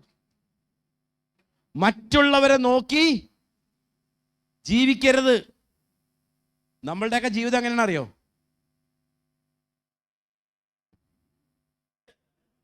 അയൽവക്കത്താ കണ്ണ്, അവൻ എന്തൊക്കെ ഇട്ടിരിക്കുന്നത്, അവൻ്റെ നടപ്പ് എന്താണ്, ഇതൊക്കെ നോക്കിയിട്ടുണ്ടെങ്കിൽ ചത്തുപോവും. ദേ ഇവിടെ പറഞ്ഞു കണ്ടില്ലേ, അലംഭാവത്തോടിരിപ്പാൻ എന്ന് പറഞ്ഞാൽ കണ്ടന്റഡ് ലൈഫ്. എനിക്ക് ഉള്ളത് മതി, എനിക്ക് മറ്റുള്ളത് നോക്കിയാൽ ചിലപ്പോൾ എനിക്ക് ആഗ്രഹങ്ങൾ ചിലപ്പോൾ കൂടുതൽ വരും. ക്രിസ്തുവിൽ എൻ്റെ എല്ലാം. ഹല്ലേലൂയ. ഞാൻ ബിസിനസ് ഞാൻ വേണ്ടെന്ന് വെച്ചപ്പോഴേ കർത്താവിൻ്റെ സന്നിധിയിലായി കഴിഞ്ഞപ്പോൾ ആദ്യത്തെ നാളുകളിൽ ഞാൻ ഉള്ളിൽ എനിക്കൊരു ചെറിയ നീറ്റലോരെ വന്നു. അയ്യോ, എൻ്റെ കൂടെയുള്ളവരൊക്കെ ദേ കയറിപ്പോണ്, ഞാൻ ദേ കർത്താവിൻ്റെ വേലയെന്ന് പറഞ്ഞുകൊണ്ട് നടക്കണം. അയ്യോ, പിന്നെ മനസ്സിലായത്, എടാ കർത്താവ് നമ്മളെ വിളിച്ചിരിക്കുന്നത് അവനെ നോക്കാനാ, അവനെ നോക്കാനല്ല, അവനെ നോക്കാനാ. ഹല്ലേലൂയ. ദൈവം നമ്മെ വിളിച്ചിരിക്കുന്നത്, ഞാൻ പറയട്ടെ, നിങ്ങളെ ഏത് അവസ്ഥയിൽ നിന്നും ഉയർത്തുന്ന ദൈവം. ഇന്ന് നേരത്തെ പറഞ്ഞില്ലേ, the Lord of multiplication and increase. നമുക്ക് എല്ലാത്തിനും നമ്മളെ മെച്ചപ്പെട്ടതേ തരുള്ളൂ. ഹല്ലേലൂയ. അവൻ നമ്മളെ ഒരിക്കലും നിരാശപ്പെടുത്തുകയില്ല. അവൻ ഒരിക്കലും നിനക്ക് കൊടുത്ത് തോൽപ്പിക്കാൻ പറ്റില്ല. നീ അവന് വേണ്ടി എന്തെങ്കിലും കൊടുത്തിട്ടുണ്ടെങ്കിൽ അവനതും അതിൻ്റെ അപ്പുറം മടക്കി തരുന്നവനാ. ഹല്ലേലൂയ. ആമേൻ. അപ്പോൾ ഇവിടെ പറയുന്നത് എന്താണ്? തൃപ്തിയോടുകൂടി. അലംഭാവം എന്നൊക്കെ പറയുമ്പോൾ നമ്മളൊക്കെ എന്തോ ദുബായിലെ വാക്കാണ്. അതൊന്നുമല്ല. തൃപ്തിയുള്ളവർ ജീവിക്കുക. ഒരു തരത്തിലും നമുക്കൊരു പ്രയാസവും ഇല്ല. കാരണം എനിക്ക് അതുകൊണ്ട് I am contented with what I have. എനിക്കുള്ളത് കൊണ്ട് ഞാൻ തൃപ്തനാണ്. അടുത്ത ആൾ പറ, എനിക്കുള്ളത് കൊണ്ട് തൃപ്തനാണ്. ഹല്ലേലൂയ. ആമേൻ. 13-ാം വാക്യം. എന്നെ ശക്തനാക്കുന്നവൻ മുഖാന്തരം ഞാൻ സകലത്തിനും മതിയാകുന്നു. ഇതൊക്കെ ബൈഹാർട്ട് പഠിക്കേണ്ട വചനങ്ങളാട്ടാ. ഞാൻ തന്ന വാക്യങ്ങളെല്ലാം ബൈഹാർട്ട് പഠിച്ചോളണം. ഇന്ന് വീട്ടിൽ പോയി പഠിച്ചോളണം.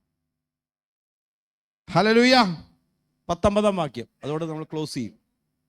എൻ്റെ ദൈവമോ നിങ്ങളുടെ ബുദ്ധിമുട്ടൊക്കെയും മഹത്വത്തോടെ തൻ്റെ ധനത്തിനൊത്തവണ്ണം ക്രിസ്തുവേശുവിൽ പൂർണ്ണമായി തീർത്തു തരും.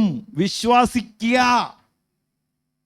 എൻ്റെ പ്രയാസങ്ങൾ, എൻ്റെ ബുദ്ധിമുട്ടെല്ലാം അവൻ, ഈ എല്ലാത്തിൻ്റെ ഉറവിടം ആരാ? അവനാണെങ്കിൽ അവനിലേക്ക് നോക്ക്. അവൻ നിന്റെ എല്ലാ പ്രയാസവും നിന്റെ ബുദ്ധിമുട്ടൊക്കെയും അവൻ തീർത്ത് തരും. അത് വാഗ്ദത്തമാണ്. നിരാശപ്പെടുത്തുന്ന ദൈവമല്ല നമ്മുടെ ദൈവം. പക്ഷെ പങ്കാളിയായിരിക്കണം കേട്ടാ. പങ്കാളി ആകാതെ നീ നോക്കിയിട്ടുണ്ടെങ്കിൽ ഒന്നും കിട്ടില്ല കേട്ടാ. എന്നോട് പറഞ്ഞാൽ കർത്താവിൻ്റെ സന്നിധി ഞാൻ വന്നിട്ട്, ഞാൻ പറഞ്ഞു കർത്താവിൻ്റെ സന്നിധി എപ്പോൾ വന്നു? ഞാൻ 13 വർഷം മുമ്പ് വന്നതാ, എനിക്ക് ഒന്നും കിട്ടിയില്ലെന്ന്. എന്ന് പറഞ്ഞാൽ എന്തായാലും അർത്ഥം എന്നറിയാവോ? അവൻ പണം നോക്കി വന്നതാ. അടുത്ത ആളവർ അങ്ങനെ വന്നാൽ ഒന്നും കിട്ടില്ലെന്ന് പറ. പങ്കാളിയാകുക. പങ്കാളിയാകാനുള്ള ദൗത്യം ഇന്ന് ഫിലിപ്പിയർ ലേഖനത്തിൽ പറഞ്ഞു. എല്ലാവരും പറഞ്ഞ മനസ്സിലാക്കിയോ? പങ്കാളി ആയിക്കഴിഞ്ഞാൽ എല്ലാം കിട്ടും. പങ്കാളി അല്ലെങ്കിൽ ഒന്നും കിട്ടില്ല കേട്ടോ. 5-ന്റെ പൈസ കിട്ടില്ല. പാസ്റ്റ് പറഞ്ഞ് കിട്ടും ഒന്നും കിട്ടില്ല.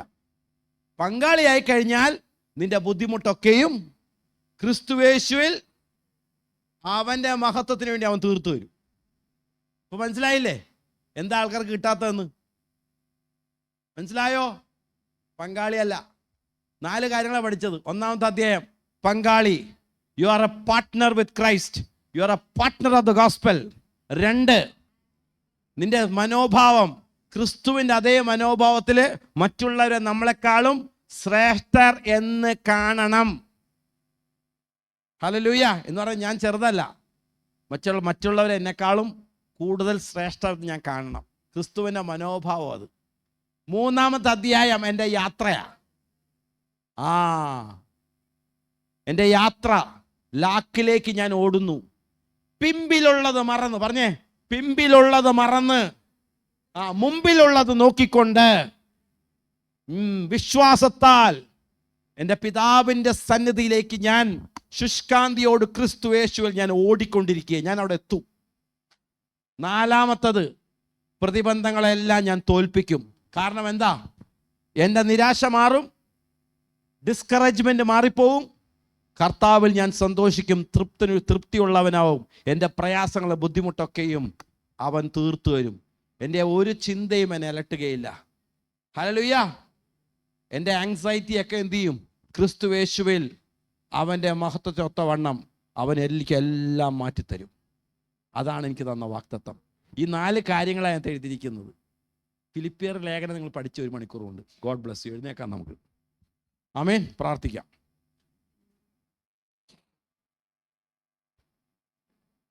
ഇന്ന് വീട്ടിൽ പോയിട്ട് പഠിച്ചാൽ മാത്രമേ നിലനിൽക്കുള്ളൂ കേട്ടോ. തന്ന വചനങ്ങളൊക്കെ ഓർമ്മയുണ്ടോ? റെഡിയാണോ? എല്ലാവരും വായിക്കോ? റെഡിയാണോ? പഠിക്കണേ എങ്ങനെയാണ്? അപ്പോൾ 4 കാര്യങ്ങൾ നിങ്ങൾക്ക് പെട്ടെന്ന് ഓർക്കാൻ പറ്റും. പങ്കാളി. 2, മനോഭാവം. 3, യാത്ര. 4, തടസ്സങ്ങൾ. കഴിഞ്ഞ്. ഫിലിപ്പിയർ ലേഖനം ബൈഹാർട്ടായി. നിങ്ങൾ വീട്ടിൽ പോയിട്ട് ഇന്ന് വായിച്ചു കഴിഞ്ഞെങ്കിൽ നിങ്ങളുടെ ഉള്ളിലെല്ലാം ആണി അടിച്ച പോലെ കിടക്കും. ആമേൻ. കരങ്ങൾ ഉയർത്ത് പ്രാർത്ഥിക്കാൻ പോവാ. കർത്താവിൻ്റെ കരങ്ങളിലേക്ക് ഞങ്ങളെ സമർപ്പിക്കുന്നു. ദൈവമേ, ഞങ്ങളെ ബലപ്പെടുത്തിയതിനായി സ്തോത്രം. ഒരു ഞായറാഴ്ച കൂടി ഞങ്ങളിവിടെ കടന്നു വന്നു. കർത്താവിൻ്റെ വചനം ശ്രവിച്ചു. കർത്താവിൻ്റെ പാദപീഠത്തിൽ ഇരുന്നു കൊണ്ട് ഞങ്ങൾ ശ്രവിച്ചു. കർത്താവെ, ഞങ്ങളുടെ ഉള്ളിൽ ഇന്ന് കേട്ടതെല്ലാം പിശാച് കുത്തിക്കൊണ്ടു പോകാതെ വണ്ണം, പറവകൾ കുത്തിക്കൊണ്ടു പോകാതെ വണ്ണം ഞങ്ങളെ ഓരോരുത്തരെയും വിശ്വാസത്താൽ ബലപ്പെടുത്തി, വിശ്വാസത്തിൽ ഞങ്ങളെ ബലപ്പെടുത്തി. ഞങ്ങൾ മുന്നോട്ട് ഉള്ള പ്രയാണത്തിൽ ശുഷ്കാന്തിയോടുകൂടി ക്രിസ്തുയേശുവിൽ ഞങ്ങൾക്ക് ലാക്കിലേക്ക് എത്തുവാൻ, ക്രിസ്തുയേശു ഞങ്ങൾക്ക് വേണ്ടി വച്ചിരിക്കുന്ന പിതാവെന്ന ആ ലാക്കിലേക്ക് ഞങ്ങൾക്ക് ഓടിയെത്തുവാൻ ഞങ്ങളെ ബലപ്പെടുത്തിയതിനായി സ്തോത്രം. യേശുവിൻ്റെ നാമത്തിൽ തന്നെ ആമേൻ.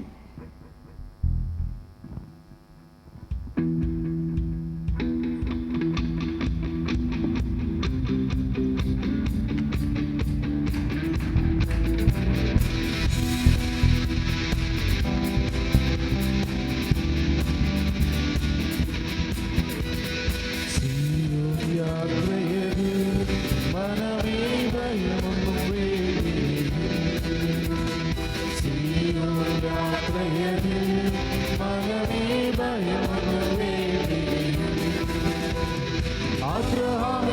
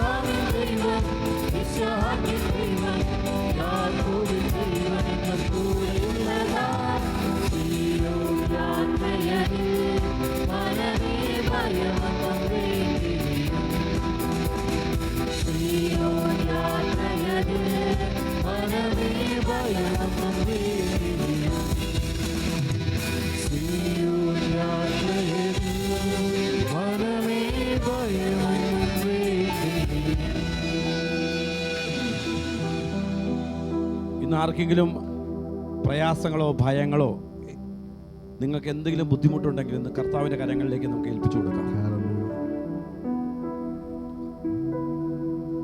അവൻ നമ്മുടെ ഭാരം വഹിക്കുവാനുള്ളവനാ. കർത്താവേ, ഇന്ന് എൻ്റെ ഭാരങ്ങളെല്ലാം ഇന്ന് അവങ്കിലേക്ക് ഞാൻ ഇടുന്നു. എൻ്റെ പ്രയാസങ്ങളെല്ലാം, എൻ്റെ ബുദ്ധിമുട്ടുകളെല്ലാം കർത്താവേ, ഞാൻ ബുദ്ധിമുട്ടിൽ ജീവിക്കേണ്ടവനല്ല.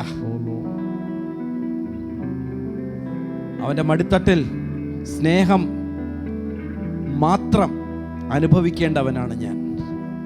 ഇന്ന് പിശാചെന്നെ പല രീതിയിൽ എന്നെ അലട്ടി, എന്നെ പ്രയാസപ്പെടുത്തിക്കൊണ്ട് ഞെരുക്കങ്ങൾ ജീവിതത്തിൽ കൊണ്ടുവന്ന് എന്നെ ഇല്ലാതാക്കിക്കൊണ്ടിരിക്കുമ്പോൾ ഇന്ന് ഞാൻ കേട്ടതനുസരിച്ച് എൻ്റെ പ്രയാസങ്ങളും എൻ്റെ ദുഃഖങ്ങളും എൻ്റെ ബുദ്ധിമുട്ടുകളൊക്കെയും ക്രിസ്തുയേശുവിൽ ഞാൻ ഇന്ന് ഇട്ടുകൊണ്ട് ഇന്ന് പൂർണ്ണ സ്വാതന്ത്ര്യം ഞാൻ ഇന്ന് പ്രാപിക്കുകയാണ്.